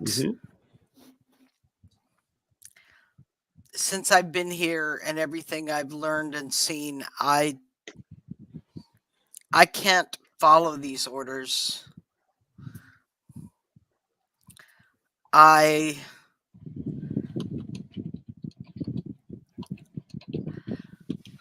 wish to request political asylum. Okay. And as you say that, he doesn't laugh necessarily, but you see a sort of grin come across his face, and he just says, well, after tomorrow, you won't exist anyway. So I think that will kind of solve your problem. However, the matter of the other part, it's a matter of trust. We put you where we put you because we trust you. It's up to you to honor that. We need to say nothing more of it. And he literally gets up and he's like, you have a party to get ready for. Yes, sir. And then he calls the Commander Ariel back in. She comes in and she does brief her on her mission, and he leaves. And Commander Ariel says, okay. And she starts handing papers to you. And she says, as part of the command crew, it's your responsibility, yours and your compatriot, Alana, to keep the captain safe, keep the team safe. It's okay, if the captain makes a decision that could endanger himself, it is okay to question that choice, offer alternative suggestions. You will be leading most of the away teams. You and Alana. It's very rare that the captain will go. The captain will go, but on some he may just send a small group. It's important that the chain of command is respected, and your captain will fill you in on the mission specs itself tomorrow afternoon. You are to report to Airpad 57 tomorrow afternoon after the ceremony. And that's it. That's all she says. Understood. Other than, do you have any questions? Understood. Thank you. Mm-hmm. And she stands We're up. like security. Yep. Exactly. You guys Without are the red shirts. Yeah, no red shirts.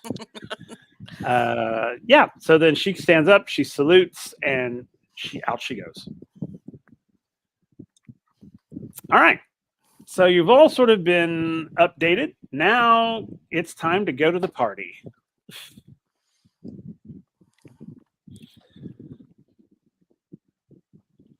You will all have a knock at the door at your doors again. Gath will answer, fully dressed in uniform. Okay. If everyone can answer at the same time, because it's basically the same type of thing that's happening to everybody. So as you all answer your doors, there's someone there to escort you to the party. Depending on, preferences and things of that nature, that's totally up to you. Who it is or who they are. The only one that's specific is A. It is Commander Varric's daughter. Oh God! Fucking. She is very well dressed in a very beautiful gown, and she's like, "I'm here to escort you to the party." It's like I'd rather not get in trouble like last time when it wasn't even my fucking fault. We won't. This is a boring military party. There's no chance of it. Until your father sees you with me. My father is the one that sent me. He thought it would do both of us some good. Whatever that. Make sure she brings water in case she gets thirsty.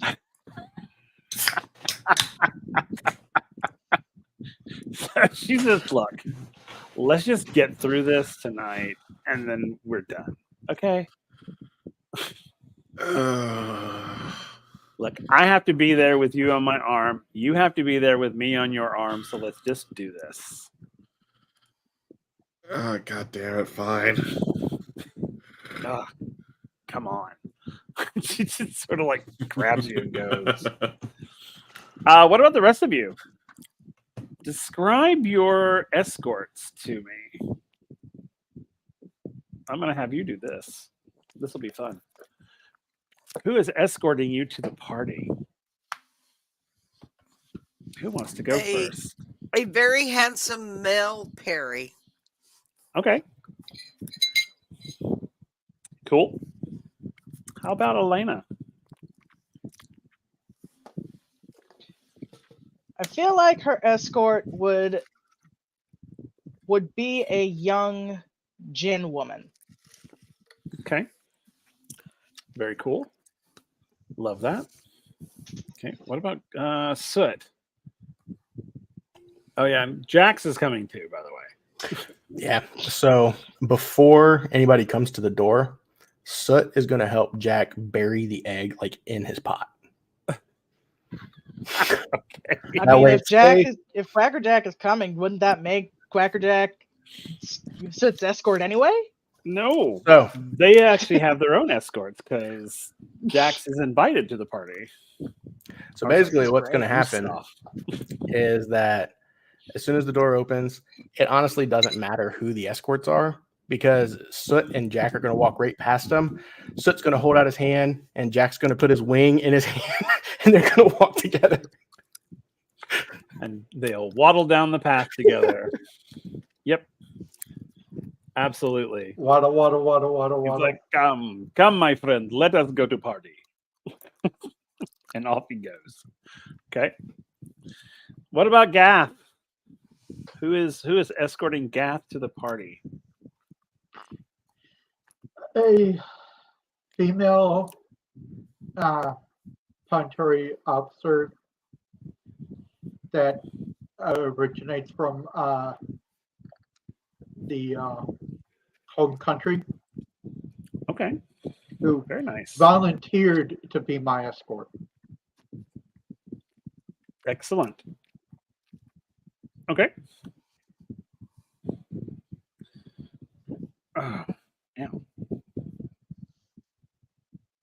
Reasons? I don't know.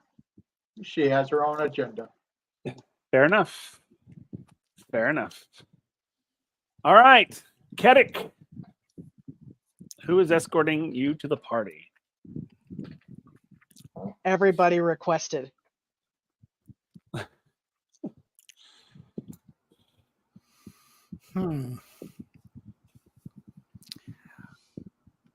It's the 2 guards he danced with at the first assignment.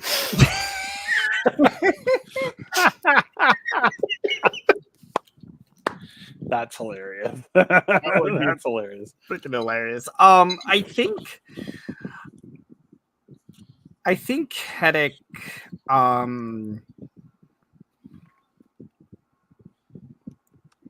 I think Kedek's escort is a human woman. However, Kedek during the time it feels so uncomfortable the entire time walking with them in that way. He is very he is not used to all of this formality. He's not used to something like this. And he's just he is the most uncomfortable as he could ever be right now. Okay. Why is he so uncomfortable? I think he's just mostly uncomfortable. I think it's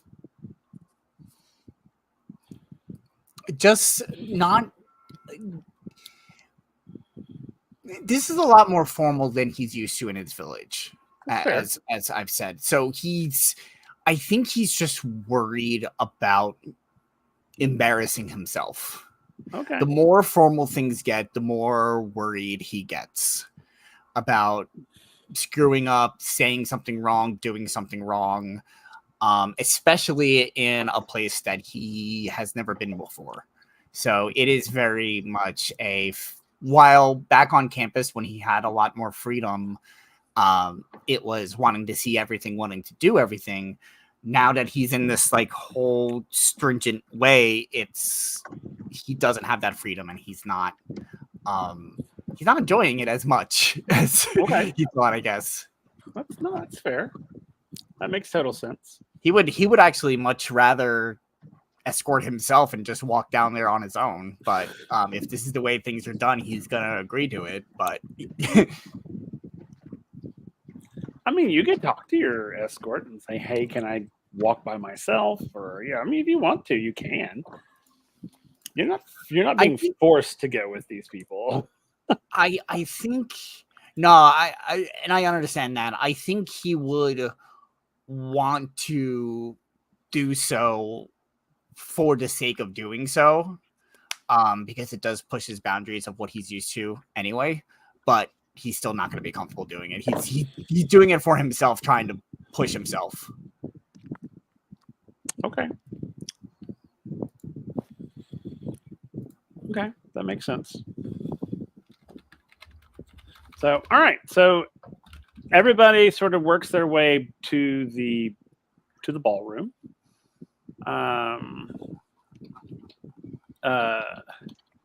When you guys get there, it's a grand affair. I mean, it is huge.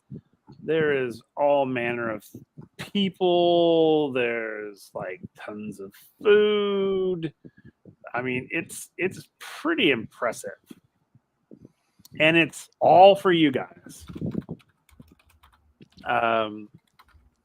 They sort of through the whole evening, they just sort of toast. They toast you. They're like, oh, here's to the so and so, or here's to so and so, and people that you don't even know are coming up to you and just congratulating you as if they've known you forever.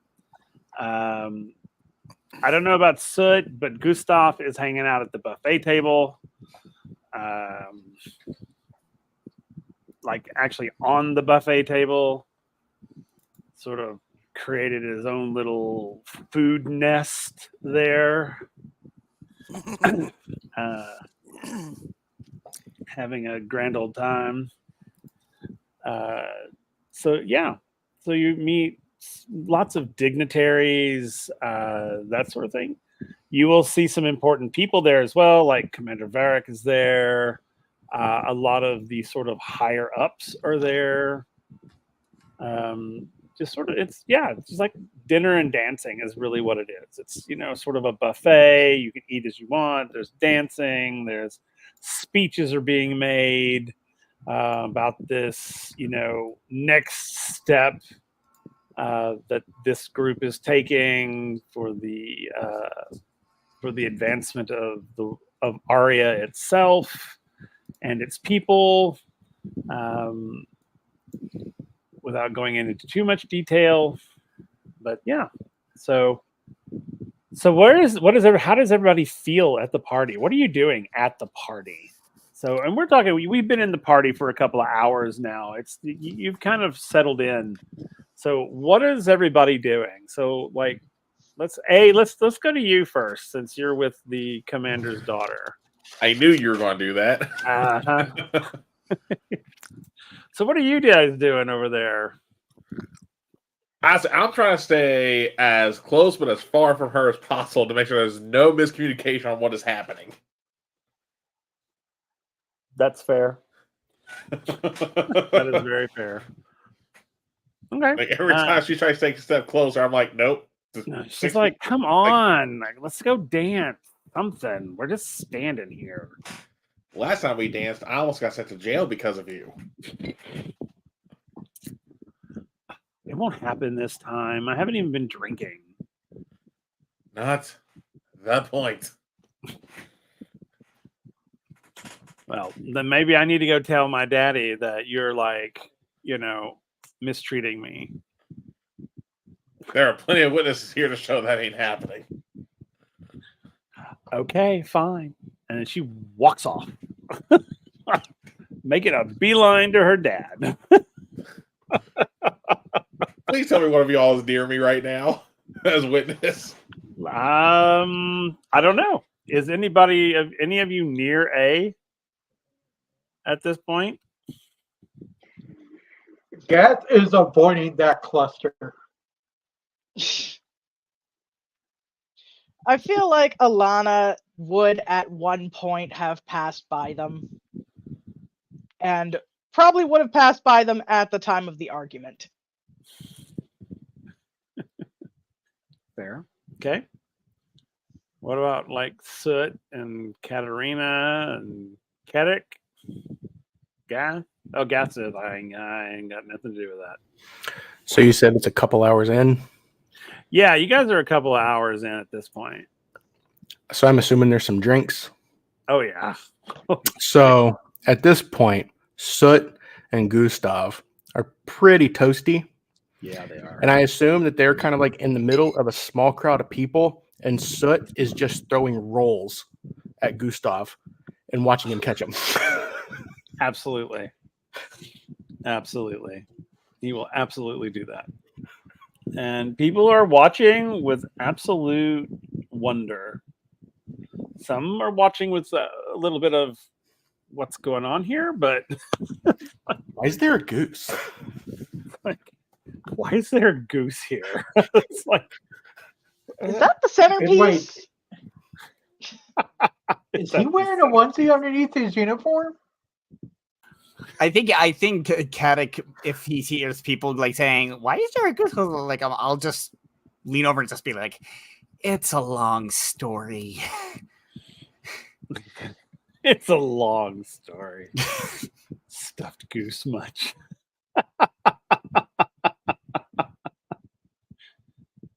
So yeah, so absolutely, and he's just honking away, having a grand old time. People are around, like creating, like they're literally standing around them, watching them do these things. And then they're like, if I hear somebody say something about why there's a goose here, I'll tell them it's classified and above your pay grade. Oh, they'll be like, oh, okay, oh yeah. And they're getting into it too, like making it as dramatic as possible. Like he's like fastballing some, lobbing some. He's getting creative. Absolutely. And and Gustav will go right along with it. So, all right. So that's what you guys are doing. What's the rest of you doing? Like Katarina, what are you up to? I think she's found a window. She's kind of looking out the window, and she'll speak to people when they come up, but she's dealing with the fact that she just basically, she's basically a traitor to her kingdom at this point, or feels like she is. So Where better to have an existential crisis than at a party? yeah, of course she's not good at parties anyway, but yeah. Okay. That's fine. Sometimes better to be labeled as a traitor because they have a good moral compass than being labeled a traitor because you broke the law. True. That's fair. Mm, Good moral compass as opposed to breaking the law. Mm-hmm. Hey, she comfortable with her decision, but she still. I mean, that's a huge decision for her to do that. So That's true. That's absolutely. Okay. she's not being unfriendly or anything. She's just Right. sort of introspective, but That's fine. speaking to people when they come up and being polite. Okay. Yeah, that's fine. And people aren't ignoring you, but like, oh God, who's the goth chick in the window? No, they're like, let's they're How much introducing is the themselves goth to chick in the you, window? that sort of thing. They're not necessarily avoiding you. So you're going to be making a lot of sort of connections. Right. All right, Elena, what about you? What are you up to at this party? Elena's in her element. Like, her parties are kind of the thing when you are up top in Hempstead. That makes So sense. she love is that. talking, she is dancing, she is eating, she is enjoying everything as much as she can because she still doesn't really people very often. Okay, that's fair. And people are dancing with you. I mean, they're very much they're conversing with you.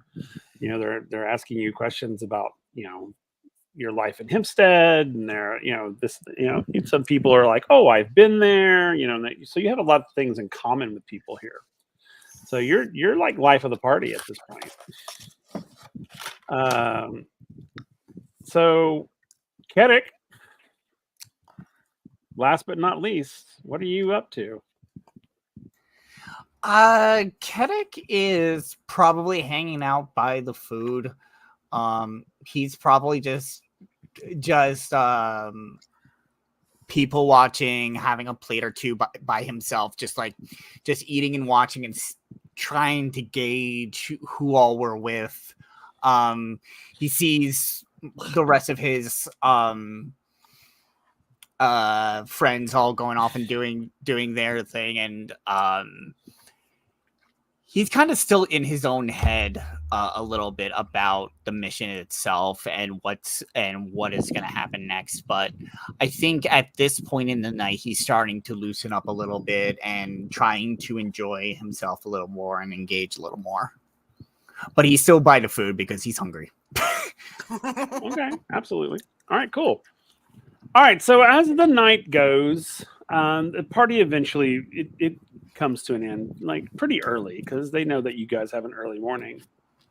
And the party winds down. You guys go back to your little places there, your little houses, and you guys get a nice, good night's sleep.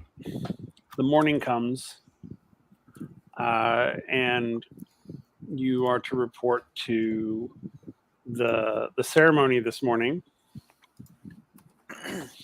How is everybody after the party when you wake up the next morning? I didn't drink. I'm good. As A didn't either, so he's definitely no headaches or anything. Okay. Kadek got up for a morning run. So she never got drunk. Okay. Kadek went on a morning run. What about Soot and Gath? Gath would be up early and would arrive at the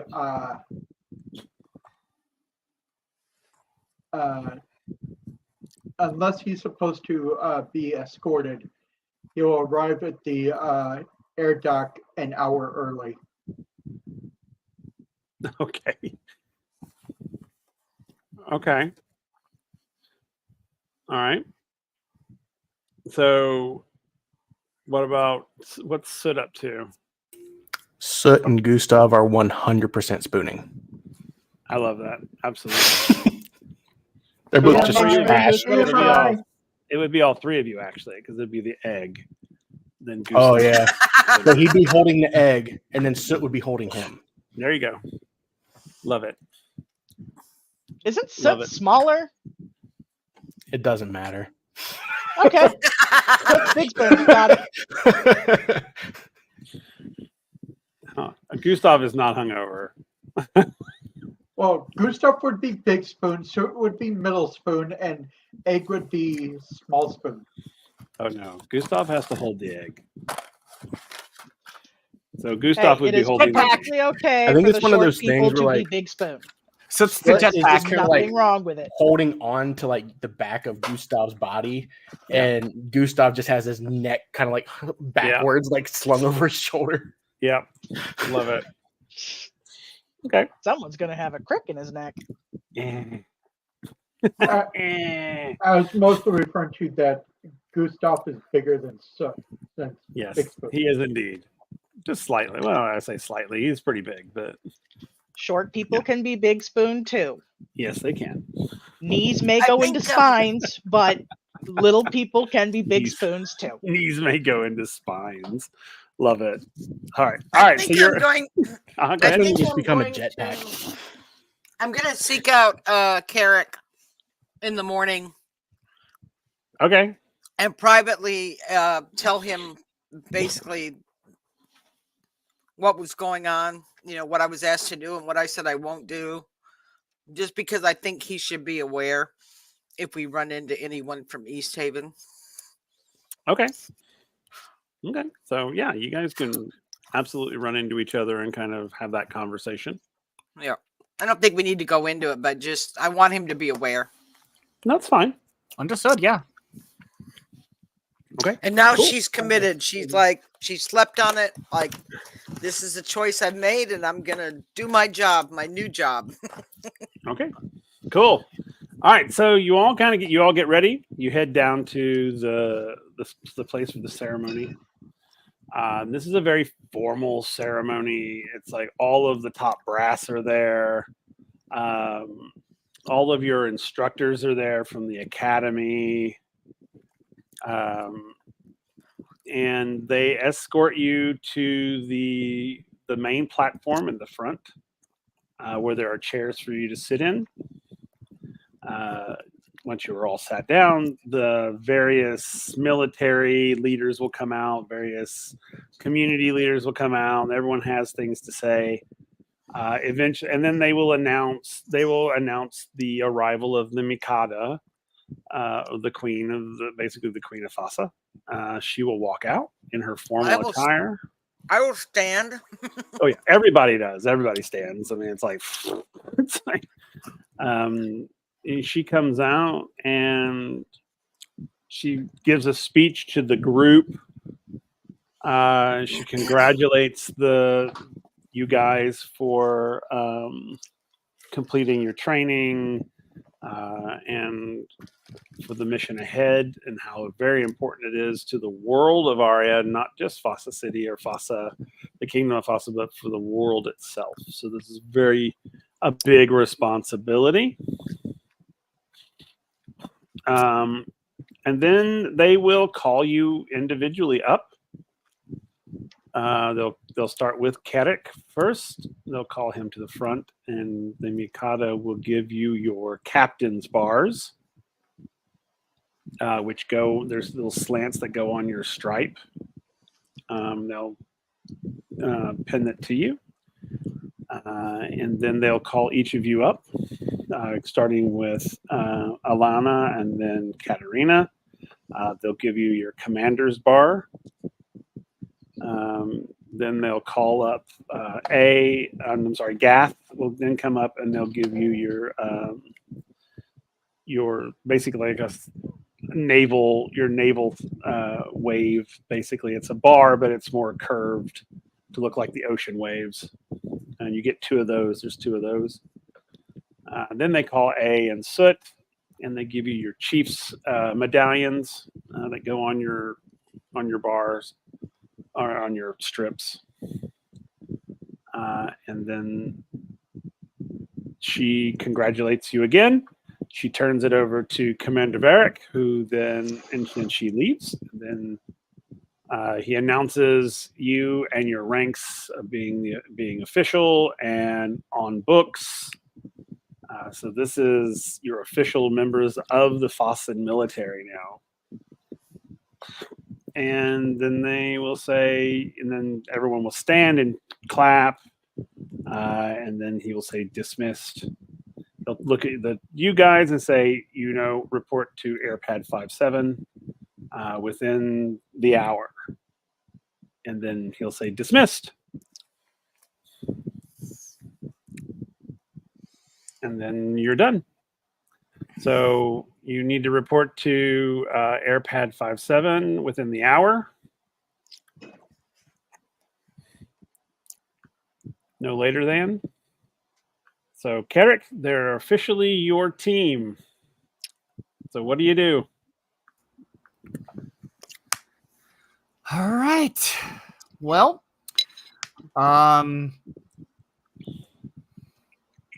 Mutiny. No, kidding. I guess this is it, guys. Let's head aboard. We'll make sure everything is set to head on out, and then once we set sail, we can meet and begin briefing on the mission. Okay. So you guys are heading straight to the Yes, port. sir. Okay. You'll grab a military vehicle, will take you to the port. And this port is like way down, like off on its own, sort of enclosed. There's a huge building there. They bring you all in. They open the door. You go into this building. It's a huge hangar. Massive thing. And inside, and of course everyone can see the airship is our background. That is the airship that is inside. That is the WindRider. Wow. It's the most advanced ship in the fleet. It was specifically designed for this mission. Kevin is standing there at the front of it, just looking up, staring at it, and it's just like dumbfounded, just blank stare, just like. And as you come into it's like an awe. I mean, it's huge. It's massive. It's probably bigger than anything you've ever seen before. You can see down below. You can see that the crew is all standing there at attention. What was that, Gath? Gath will pull out like a small like handkerchief or something like that. We'll lean over to Carrick and say, "Sir, you're drooling," and he will hand him the handkerchiefs. There you're drooling, so it's like Kind of like grabs it and like he like dabs himself, but it's not helping. He's just in complete awe. Like this is like all of that. Like it's one of that. It's that kind of awe where it's like, yes, he is like dumbfounded and like, ooh, shiny, but at the same time, it's kind of that all of that fear and all of that worry and stuff just washed away, where he just realizes the size of what's about to doing and what he's about. That's fair. Yeah. And it's just like, okay. And he gets that boost of confidence just from finally seeing it. Okay. But also, ooh, shiny. All right. So as you're all there, a man will approach you, and he'll salute you, and he'll say, "Captain Archibald, I presume Captain Carrick.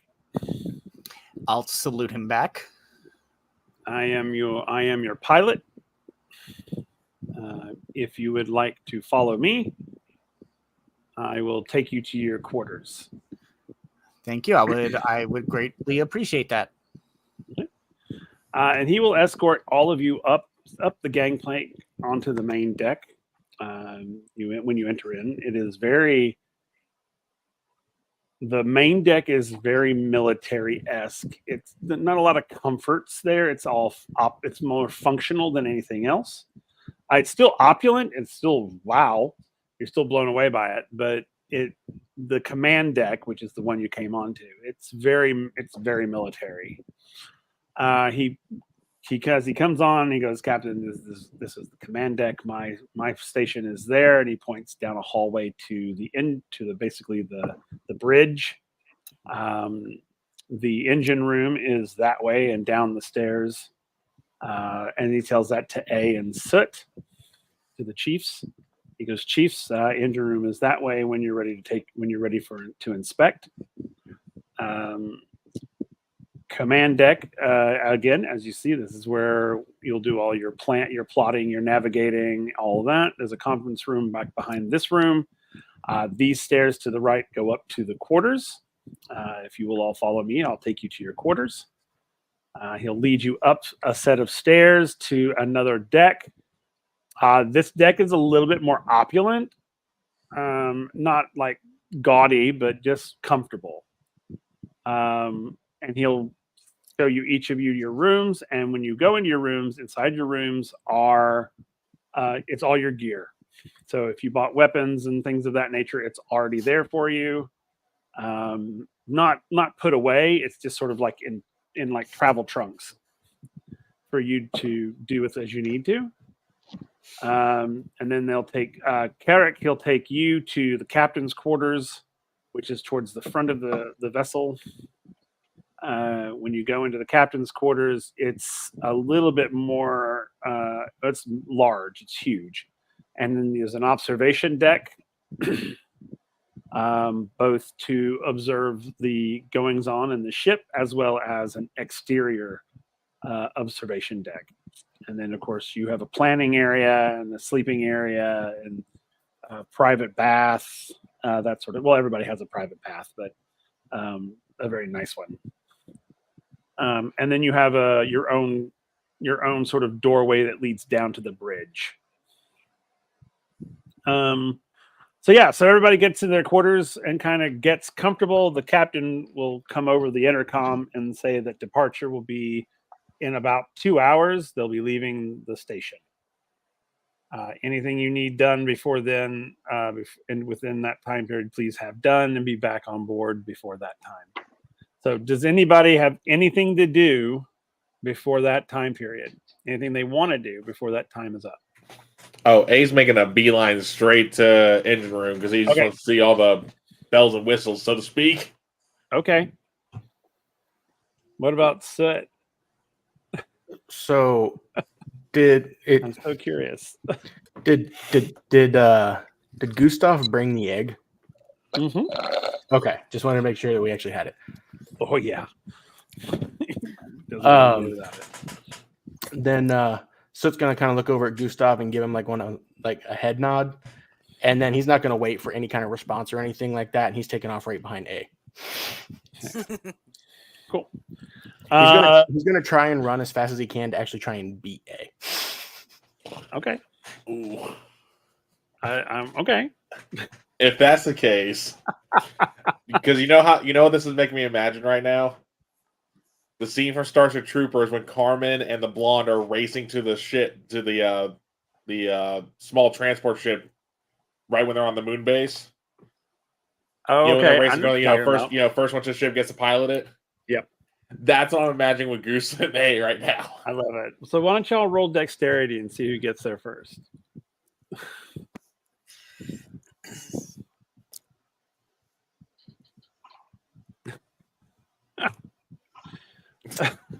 Damn my little legs. Yeah. Oh, no, A, you get to the engine room first. Yeah, I just imagine because of how low we both rolled that it's also a little bit too we're pulling each other, tripping each other. Oh yeah, absolutely. It's completely yeah. You probably have Gustav blinding me at times. Gustav is just like, I will get there when I get there. I am Goose. I do not run. So he's like waddling down the hallway, following behind you, smoking a cigar. By the way, I forgot all about I the cigar. actually feel Forgot about the cigar too. like Gustav is not actually interested in the engineering, but he's just happy that his friend is happy and excited. so as we go down to the thing, Gustav will tell Soot. He's like, we must discuss living arrangements. I think we should live in my room, not yours.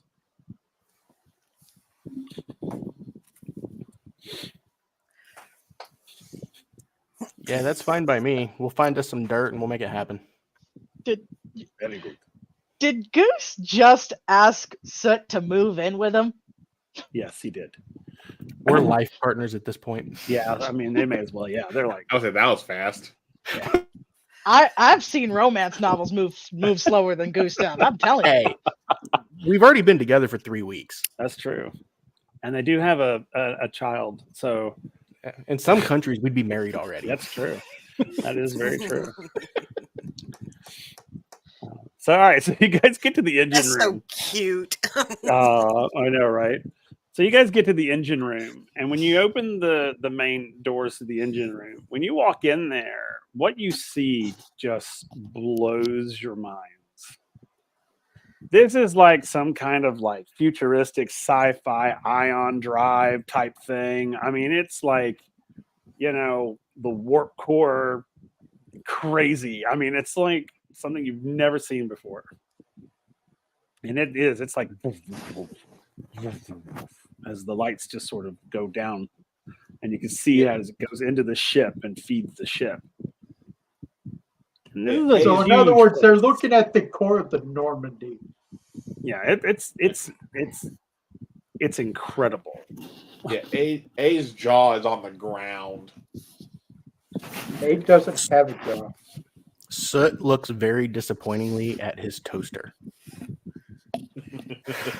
Because that's been the nicest, most mechanical thing that he's had ever. And now he sees all this. Like, awesome, it's like that sort of thing. Yeah, that's so funny. And Gustav he'll come in right behind you all, and they'll be standing. He'll sit there, and he'll look, and he'll take the cigar out of his mouth, and he'll say, I have seen bigger. Puts it back in his mouth.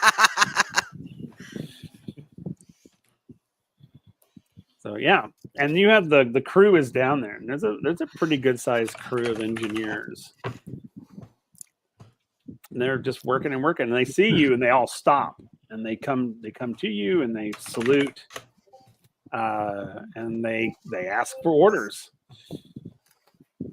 Soot's gonna look at A, be like, "Is it bad that we're in charge and they know more than we do?"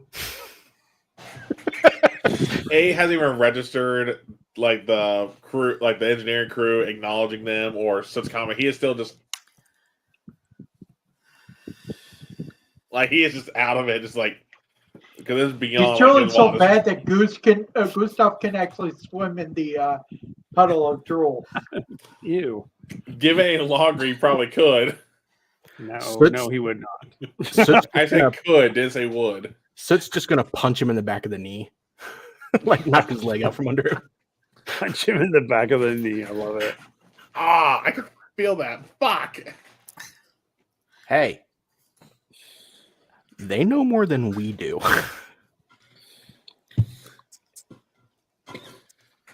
I was like, speak for yourself, because A definitely was spent a good chunk of the night like studying the manual that he was given by Captain or Commander Marshall. Yes, I would like both of you to roll mechanical for me. Let's see how much you know. I'm so glad I leveled that up, Probably even though I didn't roll as well as I was hoping. 3. I mean, still not Six. always nice. I'm better when I'm drunk. Well, you also had a bigger die. I only have a 2, not 3 in mechanical. So Soot's like, oh yeah, I remember this. And starts pointing at things. And A, you're like, oh yeah. Yeah. That. So you're both able to command your crew pretty well. And it will be a legit necessary skill in this campaign. So yeah, you guys are able to command your crew pretty well. You can tell them what to do to make sure make sure that all the couplings are correct. Make sure that the engines are ready for departure. And we lost Gamer Lady. Yeah. She's back. Yeah, her Okay. internet's being weird. Yeah. I was like, y'all's internet's hating y'all. Normally it's my internet that wants to be stupid. Yeah. It's all right. Yeah, apparently Xfinity is just saying "fuck you" to me. Oh, it's Xfinity. Thanks. That's why. And yes, Of course. Game It's, Master that Dad, you it's would be catching, correct. it's cascading. Yeah. So, Sorry, I Okay. failed my mechanical check and my internet said "fuck you." Katarina is making herself familiar with the layout of the whole ship Okay. and meeting the crew. Okay. Oh, so you're going to meet the crew. You're going to actually meet the crew. I love that. Who's Cool. who works where. Gath will join her on that. Okay. So both of you roll intelligence for me.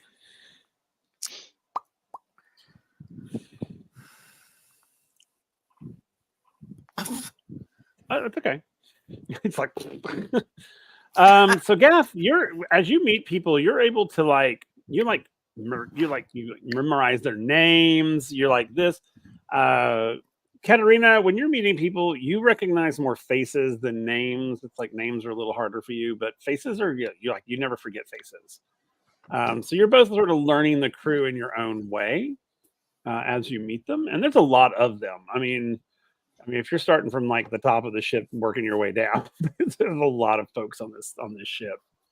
Yeah. So everybody, and this is a separate thing. Everybody, roll an intelligence for me.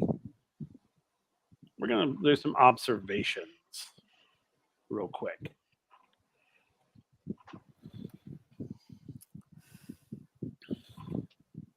Damn, Carrot. Wow. Well, I'm willing to bet As that Carrot's befitting- intelligence As is high befitting as a mine. captain. Yeah, I would hope so. Hey, I mean, it was only one surge. It's okay. Hey, well, all right. Only one. So I'm surge. willing to bet yours is a 3 like mine. Oh no, my intelligence is just a 2. I took more decks. That's fair. All right. So everybody, as you're kind of like wandering around and getting to know the ship, you still have, you almost a little over an hour and something before you launch. Getting to know the crew, sort of meeting your specific crew, like the command area, like Alana and Katarina, you would meet a lot of the command crew. A and Soot would meet all of the engineering crew. Gath, you would for sure meet all of the aqua heads, as they call themselves, which is all of your sort of like your submarine, your aqua submersible.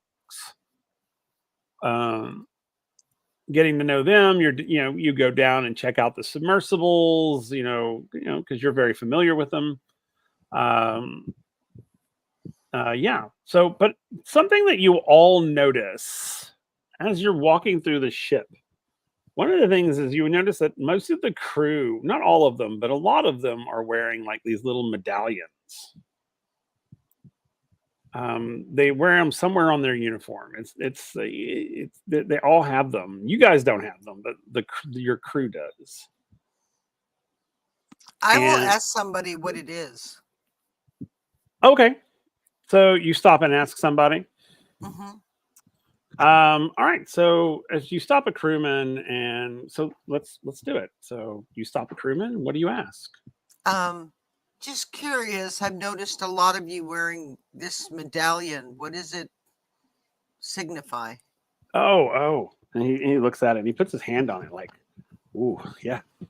He's like, you should probably get yourself one, because and he says that this is the emblem of the patron of seafarers and airmen, their patron sort of deity, and they all wear them for luck.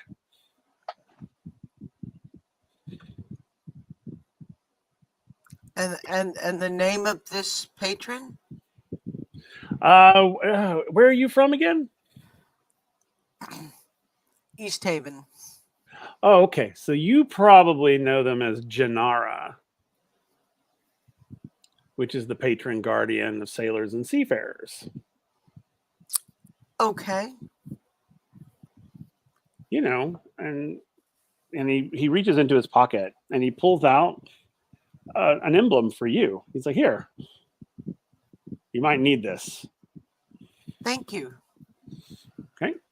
And on this medallion, there's a symbol that looks like a paw print with a lighthouse in the middle of it.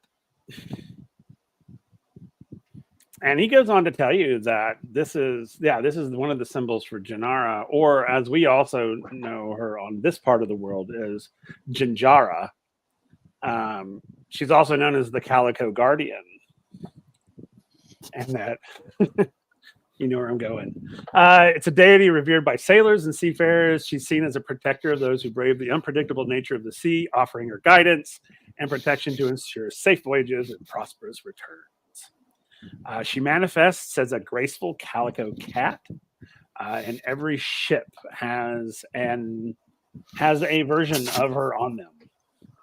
And if you call to her, she may come to you, and you may actually see her as a shimmering orange, black, and white furred cat. And yeah, so he goes, now you'll be protected by her just like the rest of us. And I will pin it to my sash. Okay. So, all right. You okay, Lisa? Yes, I'm good. Thank you, Will. Uh-huh.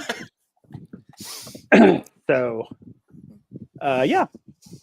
So now you know what they are. So everybody, well, at least Katarina knows what they mean. I don't know if anybody else asked or not, but if you did, that's what it was. So, and as you guys walk through the ships, you'll actually see little shrines to her all over, and they put things like catnip and things of that, offerings of that nature. Yeah. Another symbol is a cat nose with whiskers. It's another one of her symbols. But her attributes are like protection, guidance, companionship, and prosperity. But like the sailors will give like catnip and fish as offerings. They do night vigils like right before the ship departs. The night before it departs, they do this whole ritual to her. Yeah, and all those sailors will also wear whisker charms. And that's the ones this little cat look like cat whiskers. They're supposed to be protective. Okay. That's awesome. I'm just loving how a cat is the patron god of seafarers. Yep. Because they like fish. I'll give you that one. So yeah. So for those of you who do not know, that's a tribute to one of our players. One of her companions she lost, and yeah, so now she's part of the world. She's canon. So there she is. Ah, And as any cat believes, she's God. Exactly. She had to be a deity. Hello. She had to be a god. So, all right. So we're right at it. You'll hear the captain come over the speaker going, all hands prepare for departure. Captain Kedrick to the bridge, please. Command officers to the bridge.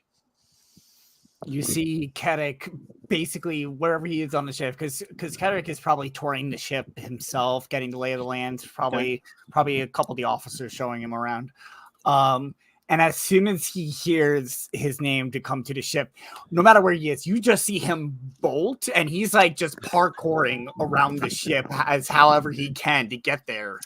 And you see, if you can catch a glimpse, you see the biggest smile on his face. Awesome. Okay. Is he saying parkour along the way? Oh yeah, like he's hopping over rails, love like all that, sliding under tables. Like he is finding the fastest route there that he can. That's fair. You'll also hear the captain will call for A and Soot to report to engineering if you're not already there. Oh yeah, I don't think A's even left yet. He's still just cool. again the whole. And then you'll hear the captain go, if General Goosestav Greylag would report to the bridge, please. General Goosestav to the bridge. And Gustav would be like, that is me. I must go to bridge. And he like turns and waddles out of the room. So, all right. So as everyone gets into places, the captain, Archibald, is at the helm. He looks at Captain Kedrick and he says, on your word, sir. Oh, see now, all right, here's the thing. What's your catchphrase, my friend? I knew it. Oh God. See, I wasn't planning on having Make this, it so. I wasn't thinking of Like, what what's I your had. thing? God damn it. Hold on, Yep. hold on, Chris, So you're gonna hate me here. Oh no. What are Oh you sending me? God. What are you Interpretive sending me? dance What it. are you sending me? Interpretive dance it. No! I am not interpretive dancing it. Well, he hasn't even announced it yet. He's got to announce it first. Then he can interpretive dance it. So what's your phrase? Captain Archibald's waiting for your order. Just think, you get to have payback at me on Wednesday.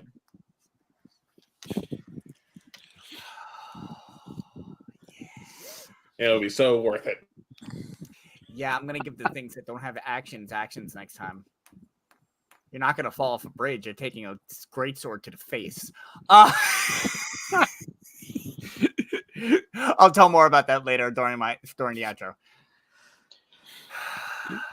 So Kedrick is gonna sit down in the chair. Mm-hmm. He's gonna he's gonna lean back. He's gonna put like one foot on his other knee, look out, and he's gonna say, what is he gonna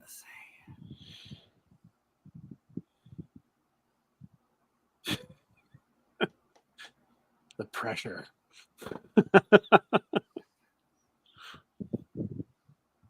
I think just in his way,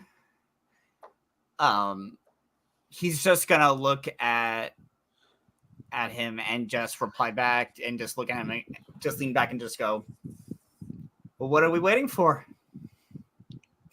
Okay. I think that's just how he is. What are we waiting for? All right. And I'm going to just give myself, and I'm going to use that as a way to give myself a little bit more time to think about this. Fair enough. All right. So then Captain Archibald, he announces, he goes, standby crews, reverse engines. And that's down to the engine room to reverse engines. Who goes that? Goose, correct me here. Do you think both of us would probably race to do that? Let's see who gets to the panel first.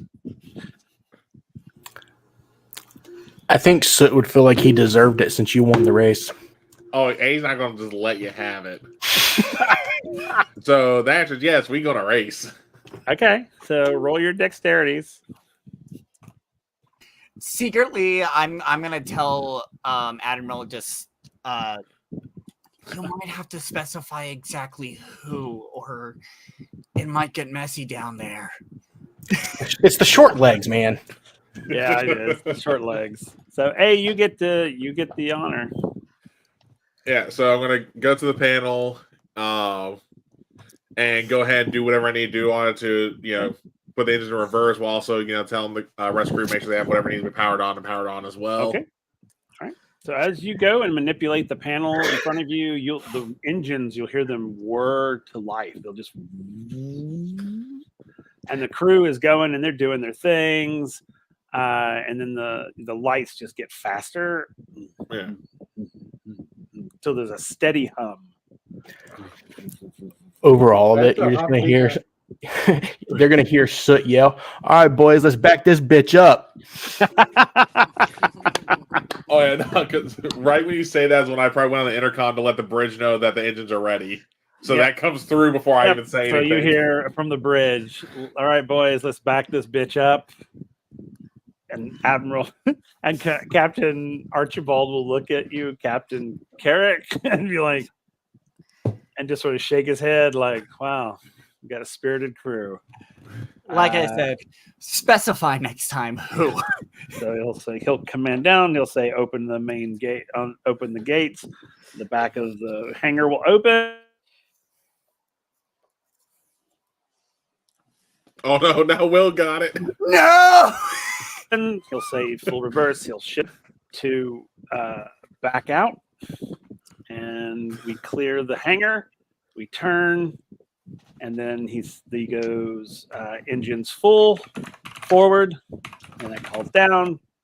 That one, I'm gonna, Soot, you'll probably be in charge of that one because it's a different panel. So you'll take the engines to full forward, and off we go. The ship is now on its way, just to get out of Fossen airspace. At which point, Captain Archibald will say, "Do you wish to meet with your officers now to discuss mission specs?"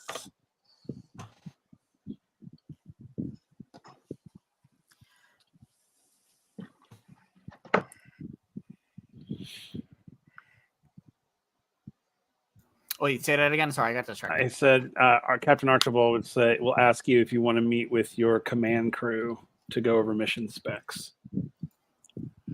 Absolutely. Send him up here.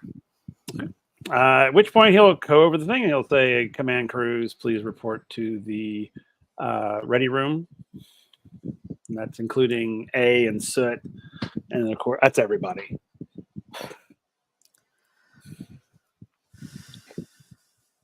So command crews report to the ready room immediately, please. Gath will make sure to avoid the path between engineering and the where we're supposed to meet, so he doesn't get run over by the two crazy people that are in engineering. That are trying to get there Oh, first. we wouldn't be. I doubt we would be running to the ready room. Now, Yeah. running back to engineering, different story. That's fair. And actually, I can imagine probably is like they're probably had to drag pull him away from the panel because he just wants to look at everything. That's fair. No, I that's can see him totally getting fair. dragged away and then pushed out the door, and that's when he'll finally start walking. All right. But all the pretty buttons. All right. So everybody comes to the ready room. Yep. All right. So as you get to the ready room, Captain Keddick, it's your show. Is it just the 6 of us in the room, or are there other people in the room? There are other people in the room, like Okay. Captain Archibald's in there, and several of the bridge crew are in there, as well as Goosestav. He is in there. Okay. So yeah. Cool. But it's mostly you're mostly talking to the six folks that are just you guys. Fantastic. So first off, thank you all for being here and for putting your trust in me. I will do all that's in my power to ensure that we all get home safe and sound at the end of this mission. I will do everything in my power to make sure of that. Our mission is to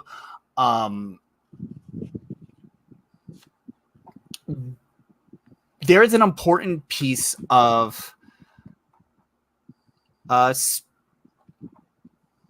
space technology that was stolen, right? And we are being sent to retrieve it by any means necessary.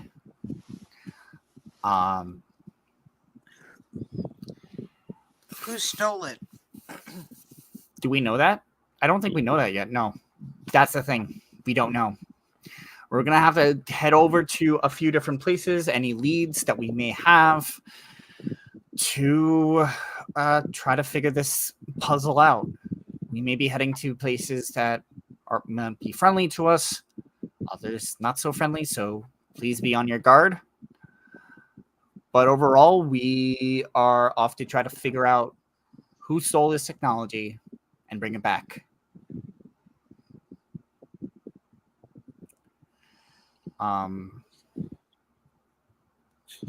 What am I missing? I feel like I'm missing something. No, just Does anyone have any questions or even ideas of what their thoughts are on this? Do we know where to start looking? Yes. We do. We are headed to our first location. We're headed to is You're heading to a small island in the South Sea. There you'll meet an informant who will give you some information. well, there we go. So that is where we're off and headed. If I will instruct folks that if there are any places on the ship to gather more intel about where we're headed, to please do your research as much as you can.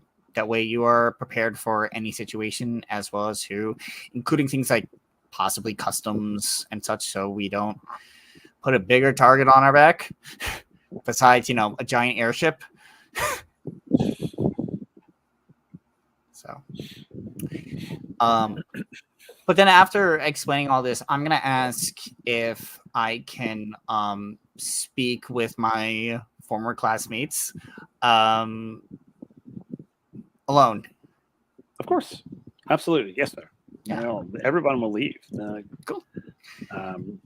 They'll close the doors. And as soon as the doors close, you see Kedek's demeanor completely change into like a giddy little schoolgirl. Like, oh my god, this is so cool! And you see the Kedek that you all remember. Did you see? And I'm like, oh my god, like we're actually doing this, aren't we? Yes, we are.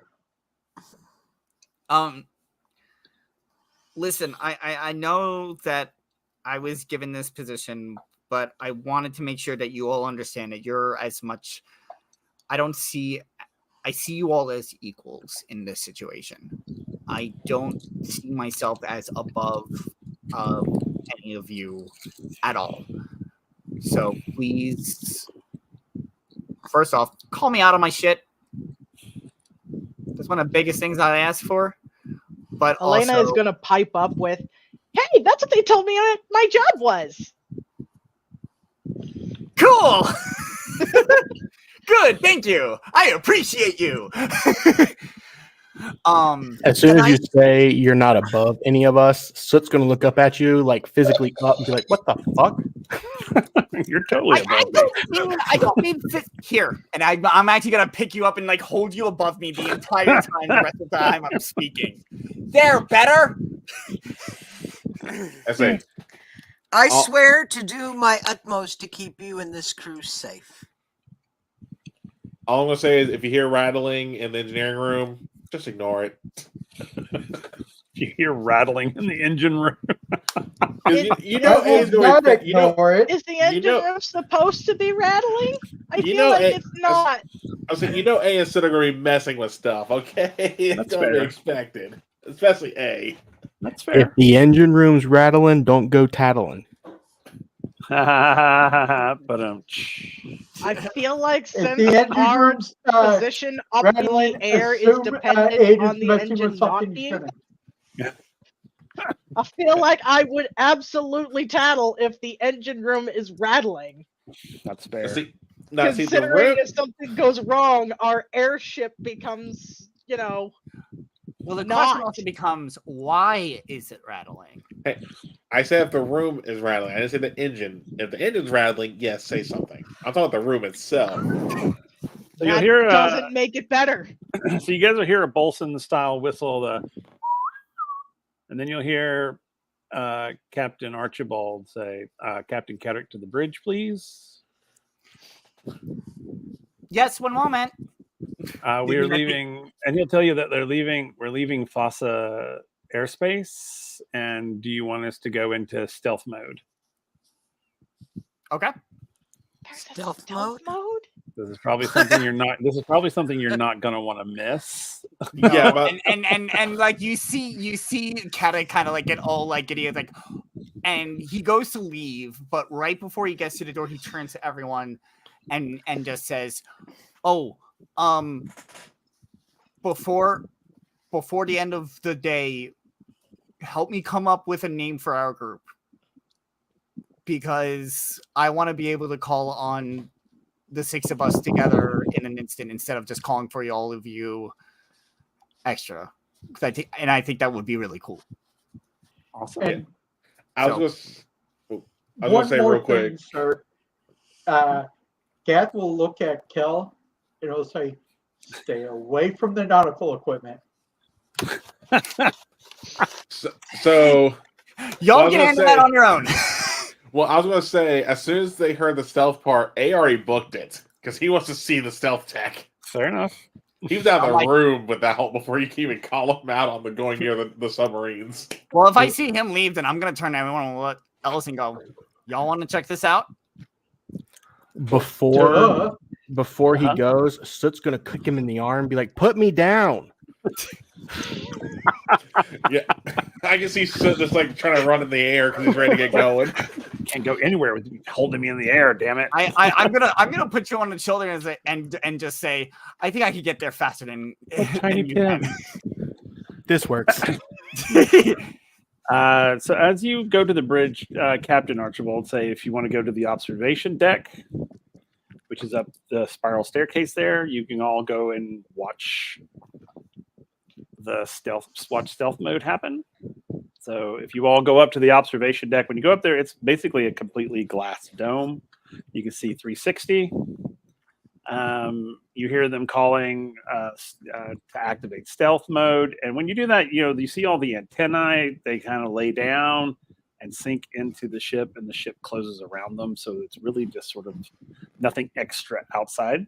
And then suddenly you'll see the plates of the ship sort of to kind of almost do a wave motion. And as they do that, the ship literally cloaks.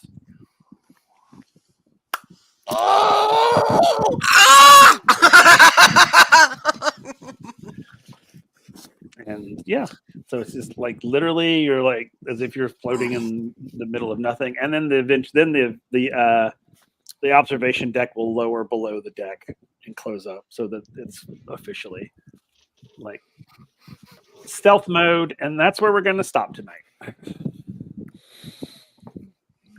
What in the Vulcan? So By yeah, the way, I totally just messaged my friend who's a much bigger Star Trek nerd than me, and it was like, I'm gonna need your help. Well, see, fair. the one thing I'm Well, wondering I now gave you is one to go with. What? Make it so. I'm not That's stealing so somebody mean. else's. No, Yeah. no. no. I You got to will come up say with your own. I will say I wonder if Carrick's going to pull the Riker though when it I comes can to see getting it in the happening. chair. I can What? see it happening. The Well, as Riker long as you maneuver. don't pull the Riker of having sex with just about everything with two legs. No, that's Kirk.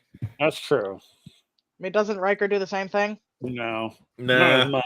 Not as much. Kirk slept with everything. Riker is kind of no. like No, sure. Riker is kind of like Kirk and Bones as an officer almost. And he also had. I feelings just for- remember every for Troy. episode of Oh, he's Star still a Trek that had flirt. Riker in Yeah. it. He was just being a colossal man whore. Oh no, I mean, he's yeah, still a flirt, but he doesn't fuck around. Let's call him number one. So, all right. All right, everybody. Well, thank you for joining us. Those of you who hung around with us, please hang around because we'll rate another creator after we get through our outros. So please hang around so we can support another cool creator doing their thing. So we're going to go around real quick. Just tell everybody who you are, who you play, and where they can find you, and what's something you're looking forward to as the official campaign has begun. Chapter 1. So let's start with Wormslayer. Hey everybody, I am Old Wormslayer. I had the privilege of playing Geth Alfredi. You can find me here every other Monday for WindRiders of Aria, and on every other Wednesdays, resuming the 10th of July, if I'm not mistaken, for the roguelite short shot, or I'm playing the voice of reason for the barbarian. I love that. Okay. And I'm looking forward to figuring out how to keep aid away from my country's technology design. That's funny. I think Good A's luck got with it. that. Technology that he Yeah. helped design, or Okay. his country helped design. That works. All right. Let's go to Soot next. Hey guys, I'm Goose. I played Soot. You can find me here every other Monday with all these wonderful people. You can find me also at the Surge Discord. And you can also check out our website, www.worktree.com. You can find our core rulebook there, and you can also find cool swag like this hat. And Soot is excited to push every single button on the ship. That's very, yeah, that makes total sense. Total sense. So Cal is Dexter and Soot is Dee with a brain. Fair enough. All right. Kel or A. There we go. All There right. you Hey go. guys, again, I'm Kel, so it's Captain Wyver King playing A, our Jin / chief engineer, or at least a chief engineer, since I share that with Soot here now. You can find me every Monday here on the Halfling Wizards channel for either WindRiders of Aria or Orlea Origins. On Wednesdays, you can find me for Roguelite, which is a short shot campaign being run by Riku here. I'll let them talk about that more. Excuse me. Every other Friday, every Friday you can find me streaming something, because either one Friday I'll be around dinner and a game for Walking Dead Jazz Funeral, where my character's about to get fucked. No, I'm beige. Let me put it this way: my ankles are tied to a box of frag grenades that if I move, I blow up. Okay. In this instance, Part it for the is course. not the good part. Yeah. This Friday, though, you can find me on my own channel for the for the Stargate campaign that I run, which we're getting some good parts there. And if you want to play catch up for my Stargate game, you can go on my YouTube, which is in my link tree, where you'll be able to find all the episodes. And then in the future, I'm going to be starting 2 new games on my channel on Wednesdays. I'll be alternating. This will be taking place after the roguelite's done. I'll be starting a 5e campaign and a Surge campaign. I'm going to try and get one of those going as well. If I couldn't decide between the two, so like, you know what? Let's just do alternating weeks. Boom, done. There you go. Works for me. So, all right. Let's go to Katarina. Hey, I'm Lisa, D&D Wonder Wolf on TikTok and Discord. I play Katarina's Ephirian. You can find me every Monday night here on Halfling Wizards channel, either in WindRiders or in Orlea Origins on opposite Mondays. On Thursdays, you can find me in the new campaign called the Liminal Blink, which we just had our session 1, and it was the most chaos I've ever enjoyed. It was so fun. It's going to be a really fun ride. I'm not sure if we're going to do every Thursday or every other Thursday, but our next session will be on the 11th because we're skipping the 4th of July. And then every other Friday, you can find me at Celtic Wyvern King's channel for his Stargate campaign, where I play the team's doctor. And thank you, Will, and everyone who had kind words for me today, as I had to put one of my dear cats down this morning, and that was very touching that she's going to live on in the campaign. So I appreciate that more than you know. Okay. I look forward to. I think Katarina's going to kind of find her own independence now. She is, separated from the very militant, unyielding past, and now she's with people that support her. It's a team, and I think she's gonna really thrive in this environment when she loosens up a little bit. Right. Okay. I kind of see her like Lieutenant Reed, That's funny. Yeah. Yeah. Yeah, that makes sense. Yeah, because one of y'all are going to have to just decide what your stations are going to be. Are you going to be weapons? Are you going to be, sensors? Are you going to be this? Are you going to be that sort of thing. But we'll do that as we go. All right, Elena, you're next, or Alana rather. I'll get it right one. It doesn't matter. It's okay. Elena, Alana, Fernandez. I answer to all of it. All right. Hey guys, I am the Crazy Gamer Lady. You can find me on TikTok under Crazy Gamer Lady. You can also find me on Instagram at Crazy Gamer Lady. Crazy Game Lady, no R. Thank you, character limits. You can find me every Saturday on twitch.tv/ADH Adventures, either playing in. Wow, my brain died for like 2 seconds.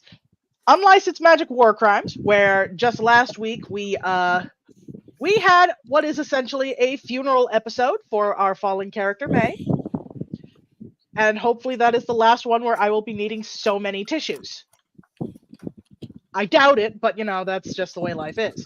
I am also playing in Heroes Arc on the alternating Saturday, where I am playing Kara Mountainwood, a ranger/cleric who is currently apparently being sued for a value that is above her entire neighborhood.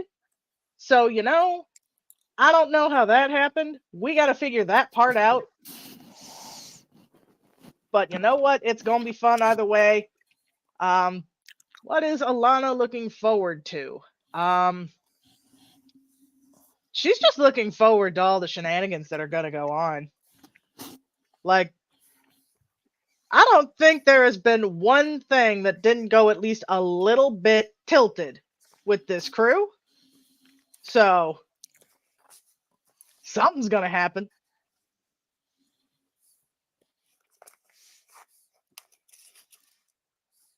And Will wanted Chris to go next.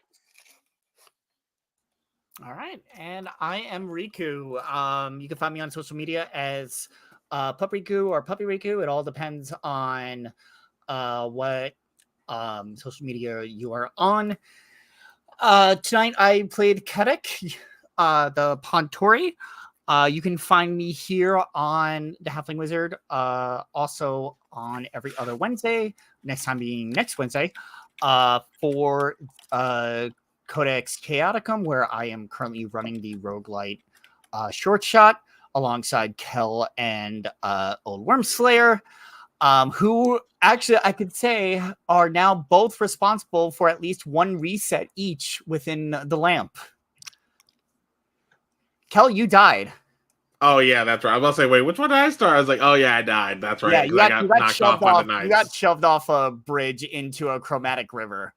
Yep. And then Old Wormslayer triggered a trap in the first room you got. Oh, I know. I remember which one Slayer's was. I had to think about what mine was. So, but next time they will be a lot. They'll be stronger. So hopefully they'll get a little bit further. We'll see what happens. You can also find me on the Vibe Tribe Productions on opposite Mondays to WindRiders, where I am playing Drolor in Gaia Chronicles. So as I always say, you can have both of us up at the same time on 2 different screens and enjoy the chaos unfold. Yeah.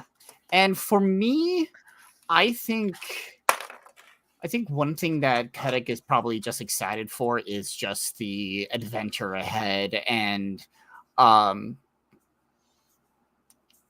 just, I don't know. I think it's just the adventure in general of seeing new places and new things that he might not have ever seen or even thought of seeing before. So he's a little happy-go-lucky right now, and it's going to be exciting.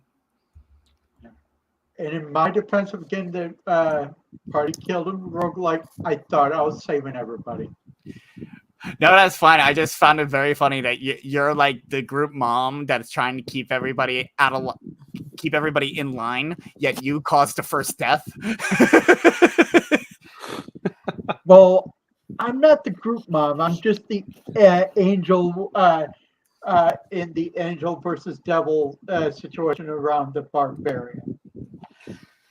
True. Fair. Yeah. All right. Yeah. Cool. All right. And of course, I am Will, our Halfling Wizard. I am the person behind the curtain here. I also have the pleasure of playing Goosestav Greylag, General Goosestav Greylag, as you all have found out tonight, that he is actually a general. And that's going to be fun. But yeah. And as everyone said, you can find us here every Monday night, either here with WindRiders of Aria or Orlea Origins. Next Monday will be Orlea Origins, and come find out what shenanigans that group has gotten themselves into. When we come back here next time, we will be on the mission officially. We'll have our first rendezvous, and who knows what will happen. So will the new crew be put to the test right out of the box? I guess we're going to find out in 2 weeks. Come back and check it out. Also, don't forget, we are raising money for Wounded Warrior Project. This is to thank all of our veterans, past, present, and future. Thank you for your service. And again, all that money goes to them. We don't get any of it. We keep none of it. Twitch keeps none of it. It goes all to them. So whatever we raise, they get. All right. You can, if you don't follow us, you should give us a follow here on Twitch. We appreciate any of the follows that get. You follow us, we follow you, that sort of thing. You scratch my back, I'll scratch yours. If you want to hang out with this groovy bunch of folks, you can always join the Halfling Wizard Productions Discord and come hang out with us where we do one-shots. You can come and participate in one-shots either as a DM or as a player. Come and check that out as well. Of course, we do have merchandise, so if you want to go check out some of the merchandise that we've got going on, please do so. I think I don't have a whole lot in there yet, but we also have a Patreon now. I'll put a link to that eventually, but I just created that. I opened it up there. If you become a patron, you'll get access to a lot of the homebrew items that are created for this game and for Origins. I'm going to also go through and put a lot of the original stuff from the original campaign in our Patreon as well. So you'll have access to those types of things. You're welcome to, once you become a patron, you're welcome to take those and play them in your own games, that sort of thing. So be on the lookout for our Patreon. So we're on the grow and we're excited about it. So until we see you next time, everybody, stay cool and always, and I repeat, always roll those dice. We'll see you guys later. Bye, everybody. Thanks for joining us for this Halfling Wizard production. Make sure to come back again soon to see what happens next, right here where adventure comes to life.